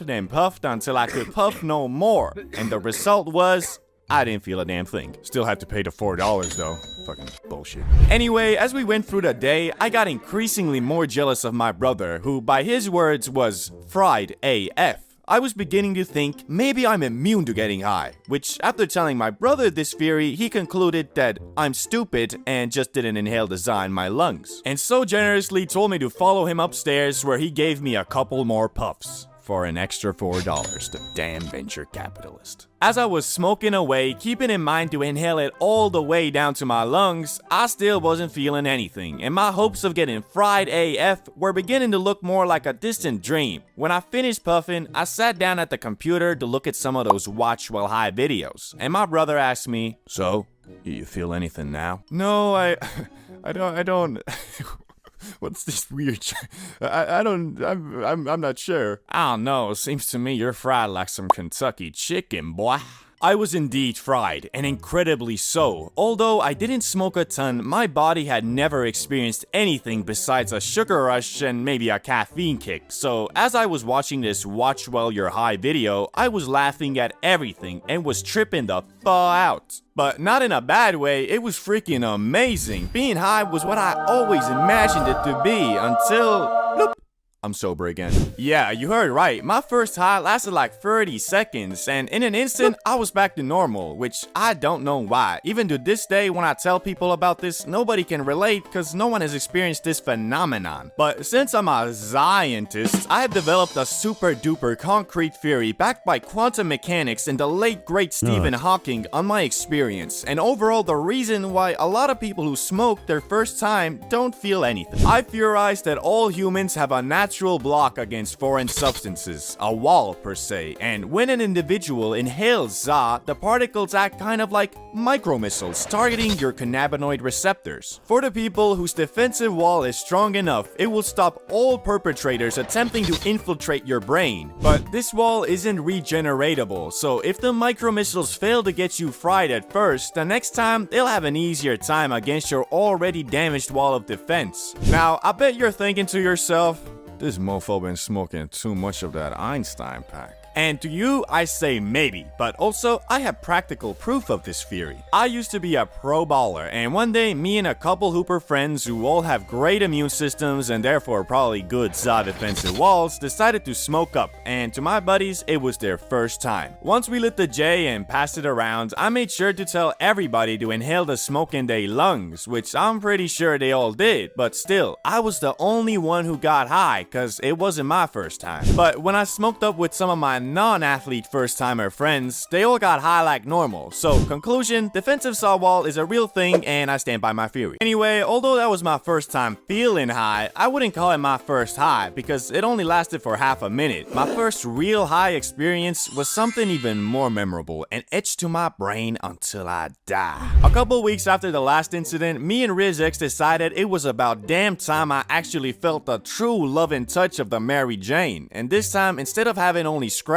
of za, we bought a whole gram to hopefully destroy my highly speculative za wall. I think it's real. Also, at this time, we were obsessed with freestyle rapping, so we decided the plan of action was to smoke up, eat candy, and rap battle to copyright-free beats while recording it, so we could listen to our unreleased tracks in the morning. Since our parents were away for the night, we got the whole apartment to ourselves and planned on rolling 2 J's, both containing 0.5 G. Since we were petrified at the thought of getting caught blazing, instead of being sensible and smoking the J's near a window and just blowing the smoke out, we put our jackets on and walked 500 feet away from the apartment to light up, just to be sure that there wouldn't even be a microfiber of evidence that we were smoking the devil's lettuce. As we were consuming the J, all I could hope for was that this time I wouldn't just get a limited free trial, but the actual full version. But alas, when we finished puffing the J, I again felt nothing, or at least that's what I thought, cause as we arrived back home, I finally realized that, so you feeling it?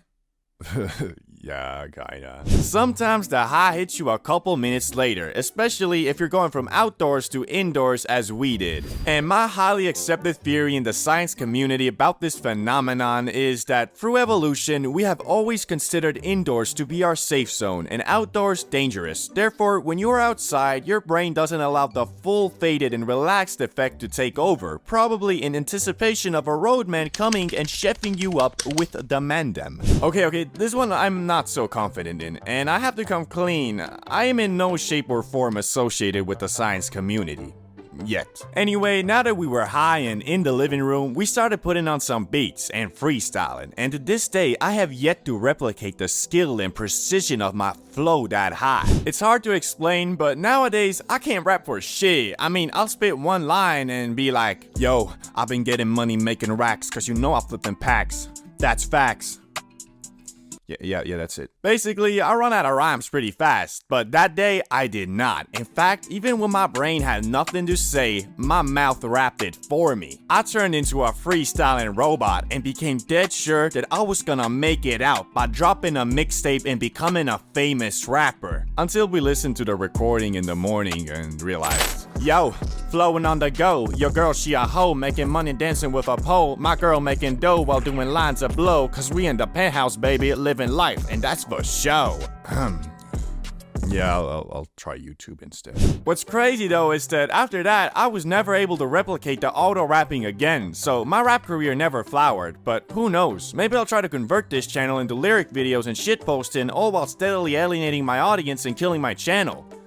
Or maybe I should just make a separate channel for that? Mushrooms, truffles, call it psilocybin if you're a fancy pants, I don't care. But you will. You'll care about it deeply. You'll question your life.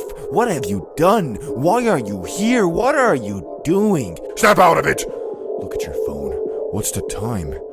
How much longer? What?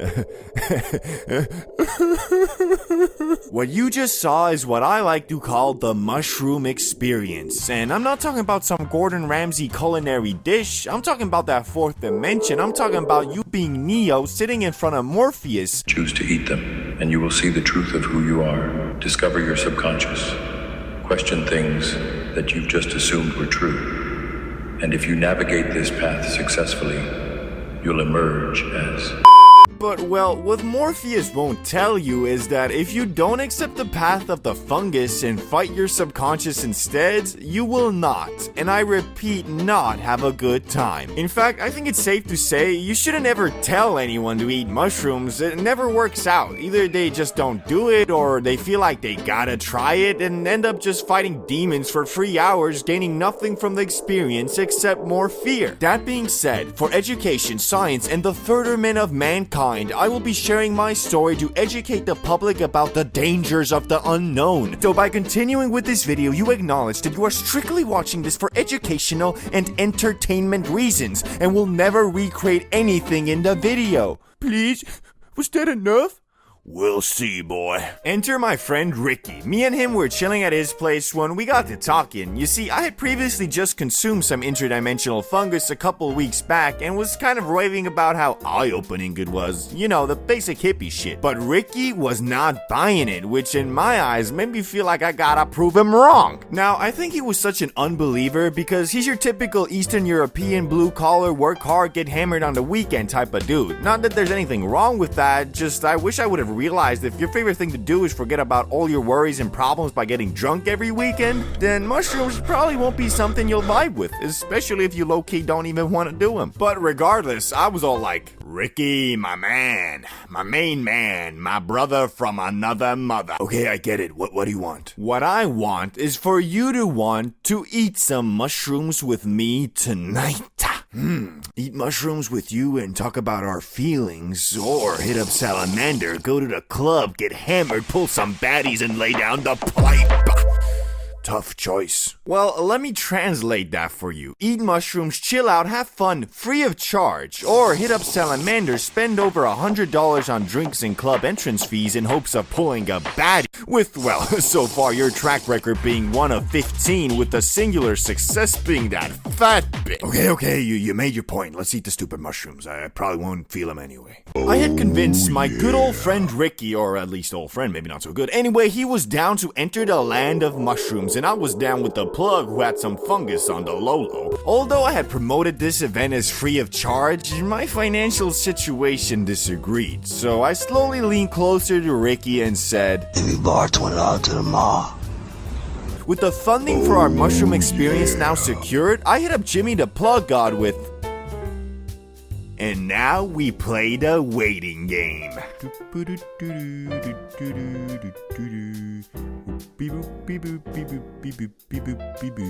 Any moment now. Finally. Yeah, 10G will run you about $100. Ricky, Richard, Rick Dog. You think you can spare an extra $30 for the homie? Fine. With further funding secured from our amazing sponsor, Rick Dog LLC, we ventured into our automobile to go and secure some Chungus fungus. And while we were driving there, I was all like, you know that once you experience ego death, you get rich and pull hella hoes forever, right? That's stupid, but enlighten me, I guess. Okay, so hear me out. Why do individuals eschew the pursuit of their aspirations and the undertaking of risks, particularly when they are not constrained by socio-economic disadvantages? The answer lies in the nature of the ego, which harbors a fear of failure. This fear arises from a deep-seated concern that we may not be as intelligent or as capable as we believe ourselves to be. Consequently, the ego compels us to remain within the confines of our comfort zone, a realm in which we can entertain limitless potential without ever actualizing it. Damn. You really want to eat those shrooms, don't you? Perhaps. As we pulled up to the plug's addy and hunted him down, we completed our transaction and received a good amount of fungus, which I thoroughly inspected on the ride back and told Ricky the plan. No eating anything 2 hours before ingesting. Drink orange juice or anything sugary to end the trip faster. It takes about 30 minutes to kick and 2 hours to reach maximum overdrive. Any questions? Do they, taste okay? Like an expired can of organic dog shit. Nice. We'll eat it with chocolate though. Great. We got back to the crib and sat down at the couch next to the table and got all our supplies like orange juice, chocolate, and water. Let's do this. I'm ready.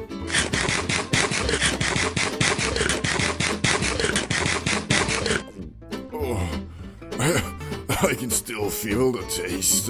Yeah, that'll be like that for a while, but let's take our minds off it with the new Plankton movie featuring SpongeBob. It's on Netflix. And so that's exactly what we did. Sat there in anticipation for the fungus to absorb, among us. It took a while, and the wait is always pretty anxious because you don't know when they gonna hit. I mean, it could be now. Better check my hands. No weirdness or fuzziness? What about the walls? TV, okay, seem normal for now. Why is Plankton always plotting something? Dude really got no chill, for real. They were starting to kick, but the start is easy. When you're at that microdose level, it's basically like being faded. It isn't until a few dozen minutes go by that if you took some chungus fungus, you're about to start tripping balls, bro. A few moments later. Yo, bro, you watching the movie? Bro, I got no f***ing idea what I'm watching. That's fair, might have eaten too much. Too much? Wait, you're telling me I ate too much? No, not really. It just, could have taken less too, but... But what, no spiritual awakening then? Basically. Yo, I gotta get some fresh air. I feel like I can't breathe, man. Shit. Let's go outside then. You're getting me tweaking too, Rick Dog. Stop calling me Dad. As with every mushroom trip I personally ever had, stage 1 was complete, aka the indoors part, and stage 2, the juicy part, was just beginning. The outdoors wanderer and ponderer. Thank God we did this in spring, cause personally I don't know if I could even handle going outside in the cold while on that Mario pack. Anyway, we walked around in our small town in the fresh air, basking in the glory of the sun, hoping that we don't see anyone we know and shit. What's up? Y'all trying to come to the club tonight? Not gonna lie, me and Ricky are more fungus than Big Chungus, and Rick Dog is low-key. It's gonna be okay. It's gonna be okay. It's gonna be okay. High-key tweaking out like an Oompa Loompa. Damn! You two did mushrooms together? That's kinda gay, but well, have fun. No, don't leave me. Please, Tree. You're all I have. Yeah, we will, yeah. Ricky, come on now. The tree isn't leaving you. Let's go, get something to drink. So we moved on to the small grocery store in our neighborhood where, according to Ricky, we did not belong. He told me that it feels like everybody is staring at him, and although in my heart I knew that they weren't, the shrooms told me, yo, this mofo Ricky's speaking facts. Nah, bro, chill. You've been here enough to know that's not true. It's in your head, son. Not to scare you, bro, but, you're screwed. The demons are approaching. Ricky? We gotta get out of here right now. And so we did, with only one thing to show from our efforts, a container of OJ, which turns out does nothing. I mean, every smart shop owner in Amsterdam always says drink OJ to end the trip faster, but ChatGPT told me, nah bro, that's cap. Which I wish I didn't ask him that while on the fungus, cause now all hope was lost. I couldn't even tell Ricky to jug the orange juice, cause I knew it was a dud. The trip really started feeling like a weird nightmare, but I mean not so much because I was tweaking mostly cause Ricky was, and I feel completely responsible for that, cause, well, it was my idea. So I did the only thing I felt like I could. I apologized to Ricky for dragging him into Mushroom Kingdom, which he accepted and told me, it's not your fault, bro. And after that, it was like something clicked, and we finally started vibing, talking about what we were feeling and what we were thinking. Near the end of the shrooms, we were discussing our trip, and if Ricky regretted it, and he said, well, yeah, but not as much as he thought. Because although the first half of the fungus was spooky, the second half did give him some type of spiritual or mental awakening, per se. Not that Ricky was gonna do anything with that. He got wasted with Salamander the next day and spent $200 on drinks, pulling zero hoes, and the process. Moral of the story is, magic fungus can make you feel more connected with yourself and your subconscious. Will eating it once with no clear goal or motive change your life? Absolutely not. Or at least that's what I think due to my experience with Rick Dog. For the last time, stop calling me that! The 5 levels of being high. Now, I bet you've seen a couple videos on this topic, maybe even mine, but since almost a year has passed and my knowledge and understanding of the magic green plant has grown tremendously, I thought it's about time to make the ultimate, definitive, most precise levels of high tier list on planet Earth. And to make it even more fun, for every level, I'ma be getting more high to give an accurate representation of what the level feels and sounds like. So let's get it started with level 1. Microdosed. This is the level where you don't really feel anything per se, but you can tell something is different. You have a slight mood boost and your body might feel a bit more elevated. So like if your legs were sore, they're probably even more sore now, but if you're lying on your bed, well, its comfortability is probably up about by 10 to 15%. Nothing crazy, but it is noticeable. This, however, isn't enough to give you the giggles, so that Amy Schumer comedy special will still leave you wondering if my vagina is actually comedy or just poorly done slapstick humor. And since I'm currently at this level, I can tell you it also has no negative side effects, so I can still do everything without worrying if I'm too high. Anyway, let's move on to the first exciting level, and that is level 2. I'm feeling it. So you're feeling it, eh? Well, me too. This is the level where that Amy Schumer special might actually forcefully steal a giggle or two from you, but not because it's actually funny, it's more like you're laughing at her rather than with her. Anyway, since you're now feeling it, you also might be feeling that movie a bit more, or that video game. Shit, you might be feeling your own jokes a bit more. Got you laughing at your own thoughts, fool. This is also the optimal high if you still got stuff to do. Well, to be honest, if you got stuff to do, probably better to not be high, but at this level, it's still definitely doable, just a bit more difficult. Another way to look at it is, this is the high the workers at Subway are usually on, although I have seen mofos way beyond this there too, but for the most part, this is optimal cause the loud hasn't got you moving slow-mo quite yet. As for me, I'm still able to read this script and pronounce my words just fine, so you probably can't even tell I'm high right now. But now it's time to get to the first level where a mofo can feel too high if he's not experienced. Level 3. Yeah, I'm pretty high. So here we are, pretty high. This is the point where, at least for me, doing anything besides leisurely activities is hard. Not impossible, nor undoable, but hard. If we take that Amy Schumer comedy special for reference again, as for some reason I like doing, it might just maybe have become funny, but you also realize you just high, so you turn it off and watch something else. Also, this is the first level where some thoughts might have become uncontrollable in the senses you just can't help but dive deeper into the fact that the bomb dropped on Hiroshima was almost 1,600 times less powerful than the Tsar bomb created and detonated by the Soviets in 1961 as a show of power to the US. But then you find out there's something called an antimatter bomb which could be even more destructive, but it's only a theory, but then maybe the US is developing it in Area 51 or something. Yeah, I think you get the point. But there is one sensation that is more powerful than your random thoughts, and that of course is the Munchies. Coupled with the fact you're probably rocking some dry mouth right now, this in my opinion is the best level to be at if you're trying to stuff your face with enough trans fats to feed 50 hungry children. But you know, you already ate it also. Anyway, moving on to level 4.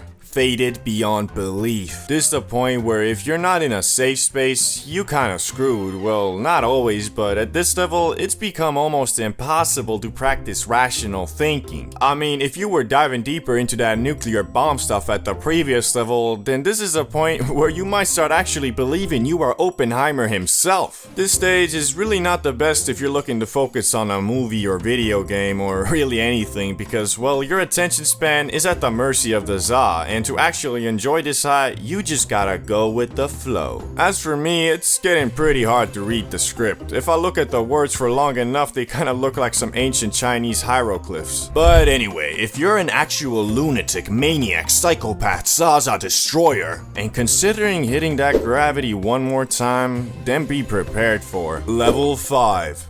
Shadow Realm. I told you, bro, you gotta be a maniac to get to this level because the plane of existence you on now is so different from being non-high, you probably feeling and looking like a goddamn alien. I mean, bro, your eyes are so red and you feel so disconnected from your body that if you look in the mirror, you'll probably think, bro, Is that really me? I'm so fucked up. Wait. Ah, shit, I'm in the shadow realm again, aren't I? And now that you realize you're in the shadow realm, you either stop the trip by going to sleep or level unknown, exploring the shadow realm. This level doesn't require smoking more. All it really requires you to do is just go outside and explore the world that in many ways has become the upside down from Stranger Things. Cause at this level, rational thinking has been completely thrown out the window and your brain has reverted to factory settings as of when you were just born. So if you see a streetlight flickering, for example, if you were normal, you just think, they really should fix that. Compared to now, oh shit, bro, this is totally one of those slasher scenes where once I walk over the streetlight, he's gonna shift me up, isn't he? Nah, man, fuck this, I'm out of here.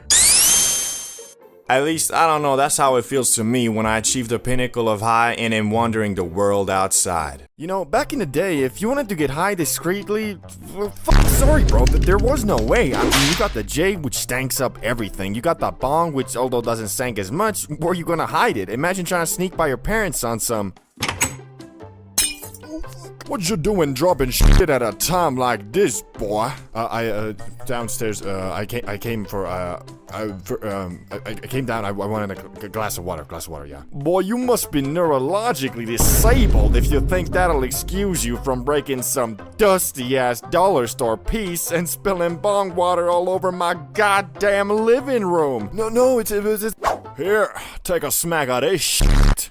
It'll get you proper, boy. Well, that sounds like a pretty fun... Anyway, point is, you're not gonna be hiding that shit for long. Only real option you had was the pipe. But bro, at that point, you sacrificing everything you got for one high. Like, I swear, the pipe is the last way anybody in their right mind wants to get faded. Every time I hit it, it's like my lungs and throat revert back to factory settings. Like I ain't never inhaled anything besides O2 before. Basically, by smacking the pipe, you're hurting your lungs and throat to the point it kind of fucks up the first 30 minutes of your high. And that's exactly why when the first penjamin was invented by the scientists at Yodiland, it changed the game, bruh. Never before could you get obliterated on the go regardless of where you were or what you were doing. And thanks to that, getting high has become so damn easy, you got motherfuckers making obliteration their normal state. Never before could someone do anything even remotely sus and you could just assume they were fucking high. My man had sunglasses on for no reason, faded. Dude was staring somewhere for a bit too long, obliterated. Dude went to White Castle for a culinary experience. Well, that motherfucker's just weird. Goddamn cafeteria food. And you can forget about gas stations and fast food places. I mean, at this point, it's like damn near mandatory to be blasted on the job. And I got nothing against that, just since 90% of the time I find myself at 7-Eleven, I'm fried too. And the motherfucker that's supposed to be helping me is trying to scan my items with his damn iPhone. Nah, but for real, the pace that these fried motherfuckers work at is fine when your brain is running at the same low frequency, but if you're in a rush, it'll take damn near every ounce of mental strength you got to stop yourself from forcing a damn self-checkout. Would you like a bag with that, sir? Fuck no, here's the money, just give me my shit. But don't get me wrong, I got nothing against a good old penjamin. There really ain't a better on-the-go, fast and easy way to get faded. Unfortunately, I didn't go to college and kinda cheated my way through high school too, so the 15 or so brain cells I was able to develop that keep me from losing and forgetting shit turned into, well, basically zero. And for that reason, I've already lost 2 of them. One of them slipped out my pocket while I was at the movies, and I'm pretty sure some teenagers stole it, cause after the film, when I was looking for it with my flashlight and shit, these motherfuckers were giggling in the back, looking at me like I was a damn circus clown. Coupled with the fact I was fried as fuck, I was fighting my tears, dog. I just got robbed by some damn teens, and I can't even do shit, cause it was illegal to even bring it in there. Second one I lost in a very similar manner. As I was getting out my Uber going back home, my sweatpants did me dirty and flinged that fucker out as I was standing up. Took me 2 minutes to realize, and when I did, my Uber driver was probably already hitting that shit, cause when I called him back to ask for it, he said, let me check. It seems that you only left me a $1 tip. Sorry, I couldn't find it. And that one hurt the most because that was the first pen I ever had and the one I used for my first penjamin adventure, which my first time was, well, by far the highest I have ever been in my life. I'm talking freaky, I'm talking third person. Shit, it was the first time in years I truly greened the thaw out. For you see, normal weed or bud is just that, normal. So the strength of it is confined in the realms of reality, unless you know it, it's Moonrock. Anyway, the biggest difference between smacking a pen versus, let's say, a J is that the pen doesn't have normal bud in it. It has concentrate, which if you're unaware like I was, is about 10 to 20 times stronger than bud. Knowing that, the best way to get faded off the pen is by just taking small rips to avoid getting sent into the goddamn shadow realm. For example, the YouTuber Damien Luck 925 is very well known for taking multiple blinkers, which is the biggest hit you can take, outside in social situations, most notably in random classrooms, like it's nothing. So me being at my USA Airbnb alone in the confines of my living room, thought to myself, okay, so it looks like the basic hit I should do at least is one blinker, but probably more. Yet what was waiting for me on the other side of Blinker City was something I was not prepared for. Something unholy. The voices. I'll never forget the horrible things they were whispering. They made me almost delete my YouTube channel. Anyway, it started with me ordering a 1 gram pen off of Weed Amazon, and it arrived the very next day in a beat up Cadillac with a delivery man who, from the looks of it, tests out every product he delivers just, to make sure the quality is there. Yo, bro, you're here for the weed, right? You got the cash? Yeah, I ordered through your website though. It should be paid for already. Yeah, I forgot I'd take online orders now too. Anyway, here's the stuff, bro. I trust you. Hey, thanks, bro. Have a good one. You too, man.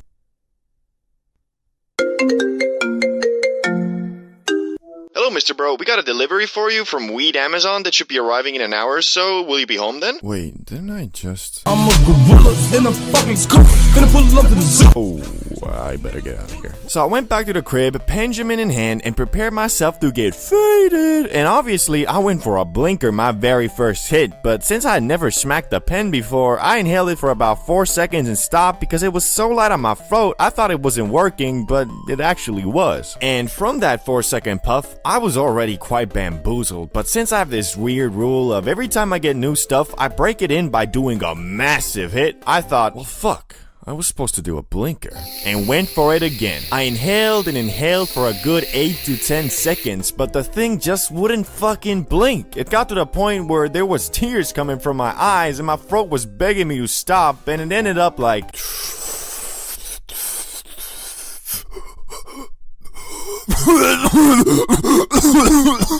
I had made a grave mistake. I was so fucking high, I felt my soul leave my body. I was so high, I forgot I was even high. But it was just the beginning, cause over the next 10 minutes, I just kept on getting more faded, and the demons in my head kept on getting louder and louder. But if you know me, I kinda refused to green out, so I just kept on doing random shit like reading the ingredients list off my bag of M&Ms, reading the comments on my videos. Change that dark blue. Do things has changed career. Imagine becoming another YouTuber. Kill yourself. Was not doing good. I was keeping a strong facade, but inside there was a war going on. I was feeling like Naruto with the 9 tails, only instead of an all-powerful destructive force talking to me, I was just really fucking high. Anyway, so yeah, I was grading out, which hadn't happened to me in years, and I concluded that because the voice of reason was completely being outspoken by the voice of tweaking. The good news is though, the hype from the penjamin doesn't last too long, and in about 1 to 2 hours, I had started coming down, but at that point, I was already crawled up in my bed, scrolling endlessly on my phone, until I finally reached a state where I felt good enough to come out of emergency mode and order some food and ate myself into a food coma. So I learned, well, firstly, that motherfucker Fulcrum is actually insane, or his tolerance is just something else, bro, and that the penjamin is best enjoyed in puffs of 3 to 5 seconds and not blinkers. I don't know about you, but when I meet a new person and he or she says that he enjoys getting high, I instantly think to myself,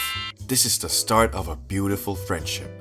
Although that can't be the case, it's not always, cause even though the excitement of finding a fellow saw enthusiast is great in a world where some mofos still think it's worse than things like alcohol, sleeping pills, all nicotine and other shit that you can straight up buy from a supermarket. In reality, when you really think about it, it's kinda dumb, cause if it was anything else, would you feel the same? Like if you were at a club and someone said they like drinking, you wouldn't think, oh my god, this guy gets it. Unless, you know, you're an alcoholic, I guess. But anyway, today I made a great list of people I've encountered who smoke the Zaza, but I wouldn't personally enjoy hanging out with. Starting with a well-known one, the dude who makes the grass his whole personality. Nah bruh, I can't stand dudes like this. Like, don't get me wrong, I love a bit of Zaza as much as the next guy, but bro, there's so many other things to talk about and do. The problem with these types of people is that I feel like they've missed the whole point of it all. Cause in my opinion, it's not all about how high you were, it's more about where you were high.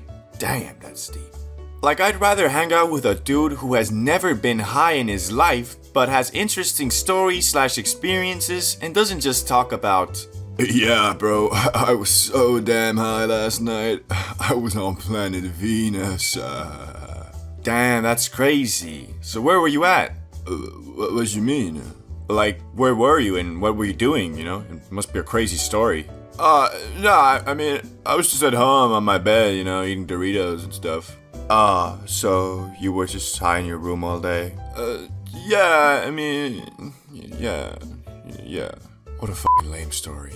Don't get me wrong, being high in the comfort of your room is probably the best place to be, but like, I'ma keep it $1.25 with you. I've probably been high in my room 100 times by now, and I don't remember a single thing about any of those nights. To me, this experience is more like being in the hub area of a video game after a long and hard mission during the day, and you don't see mofos talking about what a crazy time they had in the title screen of a video game. It's usually, you know, the game itself. But anyway, on to the next guy on the list, who is the dude who will try to shame you for not wanting to get high. You ever met a mofo like this? These dudes are kinda like the previous one, but one step worse, cause instead of accepting that maybe you have shit to do, they'll call you a lame-o or buzzkill or bitch ass shit licking, dick riding, butt munching, cock enjoying, sneako watching soy boy. And for what? Not wanting to waste a day by doing nothing but watching The Simpsons and eating Twinkies? Like, mofos need to realize, although it is great to watch Simpsons and eat Twinkies all day, doing that for 2-3 days in a row, most dudes will feel straight up bad and sad.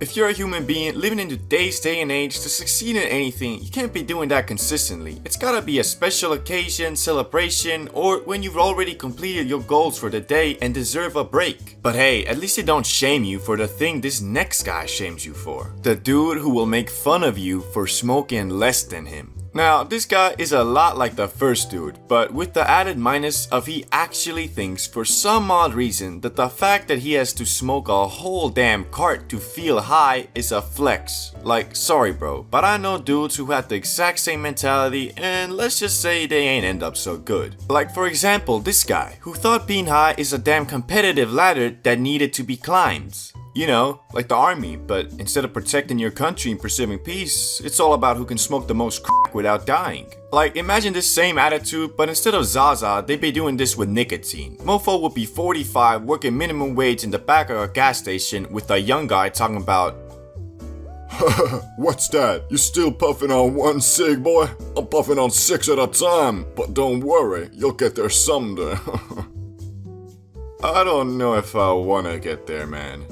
Okay, that's never happened, but I'm just trying to show you how ridiculous this is. And P.S., there's a lot more to life than getting high, and I'm definitely not out here being faded 24/7, cause if I was, you'd probably be seeing one video every 2 months. It's all about finding the balance and having the right reasons for inhaling the za. Moonrock, a type of weed that has been designed to bamboozle your frontal cortex and get you moving extremely irregular. Apparently so much so that Snoop Dogg himself finds them too strong and has warned Moonrock against is the too use much, of these dog. intergalactic Obi-Wan Kenobi exotic nugs. But CBD bro, you already smoked Moonrock a year ago. And yes, technically I did, but as I learned to discover just a few days ago, crumbling a Moonrock J into a bowl isn't even close to the real thing. But why did we buy a pre-roll instead of actual real Moonrock that day? Well, you see, the J was $15 and the nug itself was $50, so I was just trying to save a little bit of money, I'm sorry. Now that we have that out of the way, let me set the scene for you. I just spent 24 hours going from airport to airport, flying my way to the USA of A. So I had what you might call jet lag, or a better way to put it, a non-alcoholic hangover. And if you know me, after a hard day's work, I like to indulge in that motherfucking top shelf gas. So right after getting to my apartment, I started scheming, cooking, fiddling my thumbs on my electronic mobile device in search of some dank weed, brah. And that's when it occurred to me. I hadn't smoked up in over 2 weeks. My tolerance must be damn near 0. Yeah, I don't want to overdo it. What's that stuff I smoked in Amsterdam again, though, that had me find demons?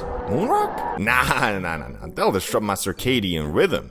Wait. My circadian rhythm already is disrupted. Shit, Moonrock might just undisrupt it back to normal. So there I was, having made up my mind with absolute logic that could not be argued against. I concluded that the only thing potent enough to cure my jet lag was my dear old friend Moonrock. And remember how I said I found out a few days ago that what I smoked in Amsterdam wasn't actually Moonrock?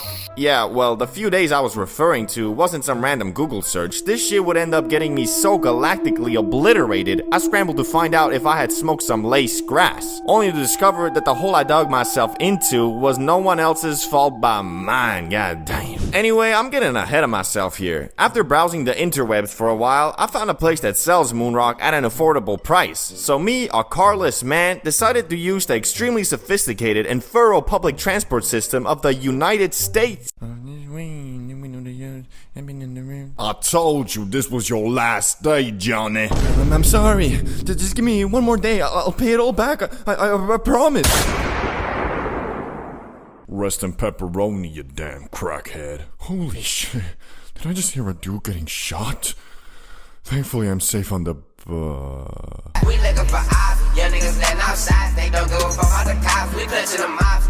So after taking a bus I'm assuming was operated by the Crenshaw Crips, I arrived in the fabulous dispensary and was ready to get my dank Moonrocks. Hello, sir. How may I help you today? Yeah, I'd like to purchase some Moonrock. Sure. Do you have your ID or passport? Yes, I do. I came prepared. Yeah, checks out. That'll be $120. 120? I said I want Moonrock, not diamond-encrusted weed. Well, that's the price. You want it or not. Yeah, okay. After being bent over and having all my saved up rupees finessed, I held in my hand Moonrock. Not a cheap Moonrock J, some real sticky icky dank smelling nugs that looked like they really were from the moon. Unfortunately, that wasn't the end of my financial troubles because I was almost certain I had 30 minutes earlier heard a man being shot and killed near the bus stop. I didn't want to have my fade ran by the nearest gang affiliated Moonrock smelling thugs, so using the money I was hoping to buy food with the next day, I instead got an Uber. Oh yeah. After arriving back at my apartment, I made sure that this time I would do things right. So I googled how to smoke Moonrock and was instantly greeted with a mistake I had made. Or I don't know if it was a mistake, but this tutorial said to pack your bowl full of your favorite flower and then add a couple chunks of your Moonrock in, which obviously I didn't do because I only had the damn Moonrock. Damn, I swear it was easier last time. This shit is sticky as fuck. Oh, well, screw it. I'll just pack it full of Moonrock. What's the worst that can happen? A grave mistake. A skibbity lapse in judgment. I was not at all prepared for what was to come, even though I thought I was. And the reason for that was my false understanding of how potent this shit actually is. I had smoked Sunrock before, but did so from a J, which is not really how you're supposed to do it, making its potency noticeably lower. And the Moonrock I smoked in Amsterdam was apparently just a J covered in keef that we crumbled into a BONG, and on top of that, when you consider the copious amounts of top shelf Zaza we were smoking prior, I think you might be starting to see how this is gonna go. Here goes nothing.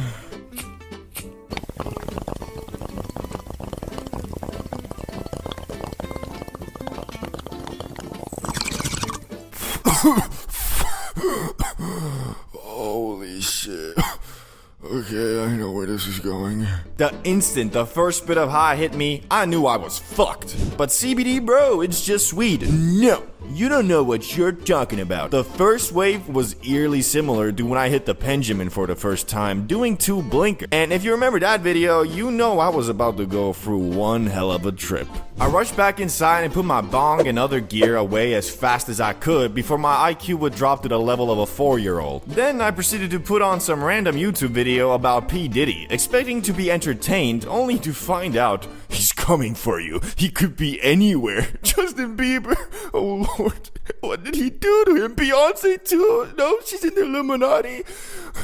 All the single ladies, all the single ladies, all the single ladies. Yeah, so I definitely chose the wrong subject matter to accompany my near greenouts, and I was 100% starting to tweak, so I finally decided to stop with this P. Diddy stuff, as it was not doing me any favors. Okay, chill.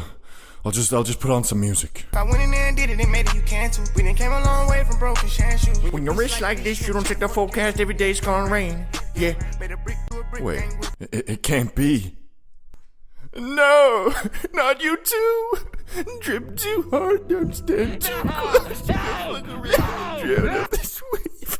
After realizing that a lot of the music I grew up with was the product of an alleged monster, I was rather sad. So I tried to instead play video games, hoping that if I focused on guiding my brightly colored Fall Guy from falling off the map due to the extensive obstacles in his way, I would be fine. Okay, Fall Guys, let's play some Fall Guys. How much a man can fall.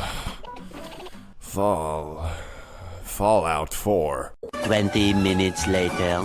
Yeah, I remember I used to love Call of Duty. Nuketown was the shit. Wait, I was supposed to play Fall Guys, man. What is this weed? I can't do shit. I could not focus on anything, bruh. Well, I say anything, but I really mean anything positive. As if I were to let myself slip for even just a moment that day, I could feel every single cell in my body. And when I'm that freakishly high and I start focusing on that little ache I have in my back or the speed of my heart rate, it takes me to Tweak Town real quick. I was trying to keep myself busy as best I could, but everything I did, I was either reminded about the horrors of P. Diddy or started overanalyzing if that pork chop I ate 5 hours earlier might have been undercooked and about to give me some food poisoning. Which, what the fuck am I gonna do then? I can't call the ambulance. I'm baked as fuck, and I'm in the US. It would cost me like 50 grand, bruh. Thankfully though, like with all grass highs, it's all in your head, and unless you took some Point Eddies, it starts wearing off in a couple hours. So all in all, I learned that Moonrock is way more crazy than I thought, and that I should probably revisit its more potent brother Sunrock as well, cause this trip left me wondering,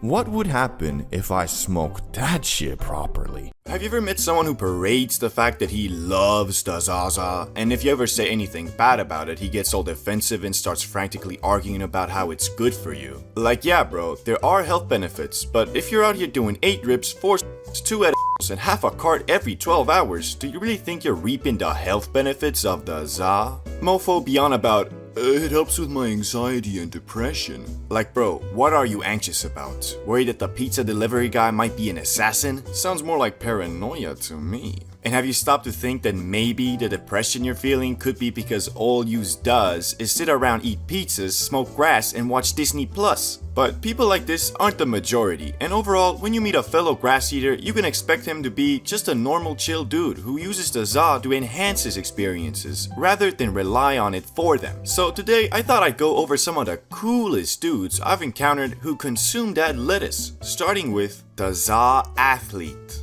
This the guy who's always in the gym grinding to become the ultimate specimen of human movement. The thing that's great about this dude is that although he loves the grass, which is generally considered a lazy substance, he doesn't let that stereotype stop him from enjoying it. Although many of his athlete friends might hold it against him, calling him a crackhead, he knows that it's all about moderation and using the Za to enhance his recovery and free time experiences. But the best part about a dude like this is that you know he is a solid guy, that you don't have to worry about leading you down a bad road, cause he is always mindful of where the breaking point between just having a fun time with the homies and hey bros, wanna do some is. So if you're friends with this guy, you can be damn sure he won't ever peer pressure you into doing something stupid. In fact, he'll probably be the one who will try to talk you out of something like that. Plus, you know, depending on the athlete, he might make the NBA, so best to stay on his good side if you ever wanna blaze up in a LA mansion with Wiz Khalifa and Drake and shit. But on to the next dude on the list, the high gamer. I'm not sure how you guys feel about video games, but I've always seen the genre as the highest form of at-home entertainment there is.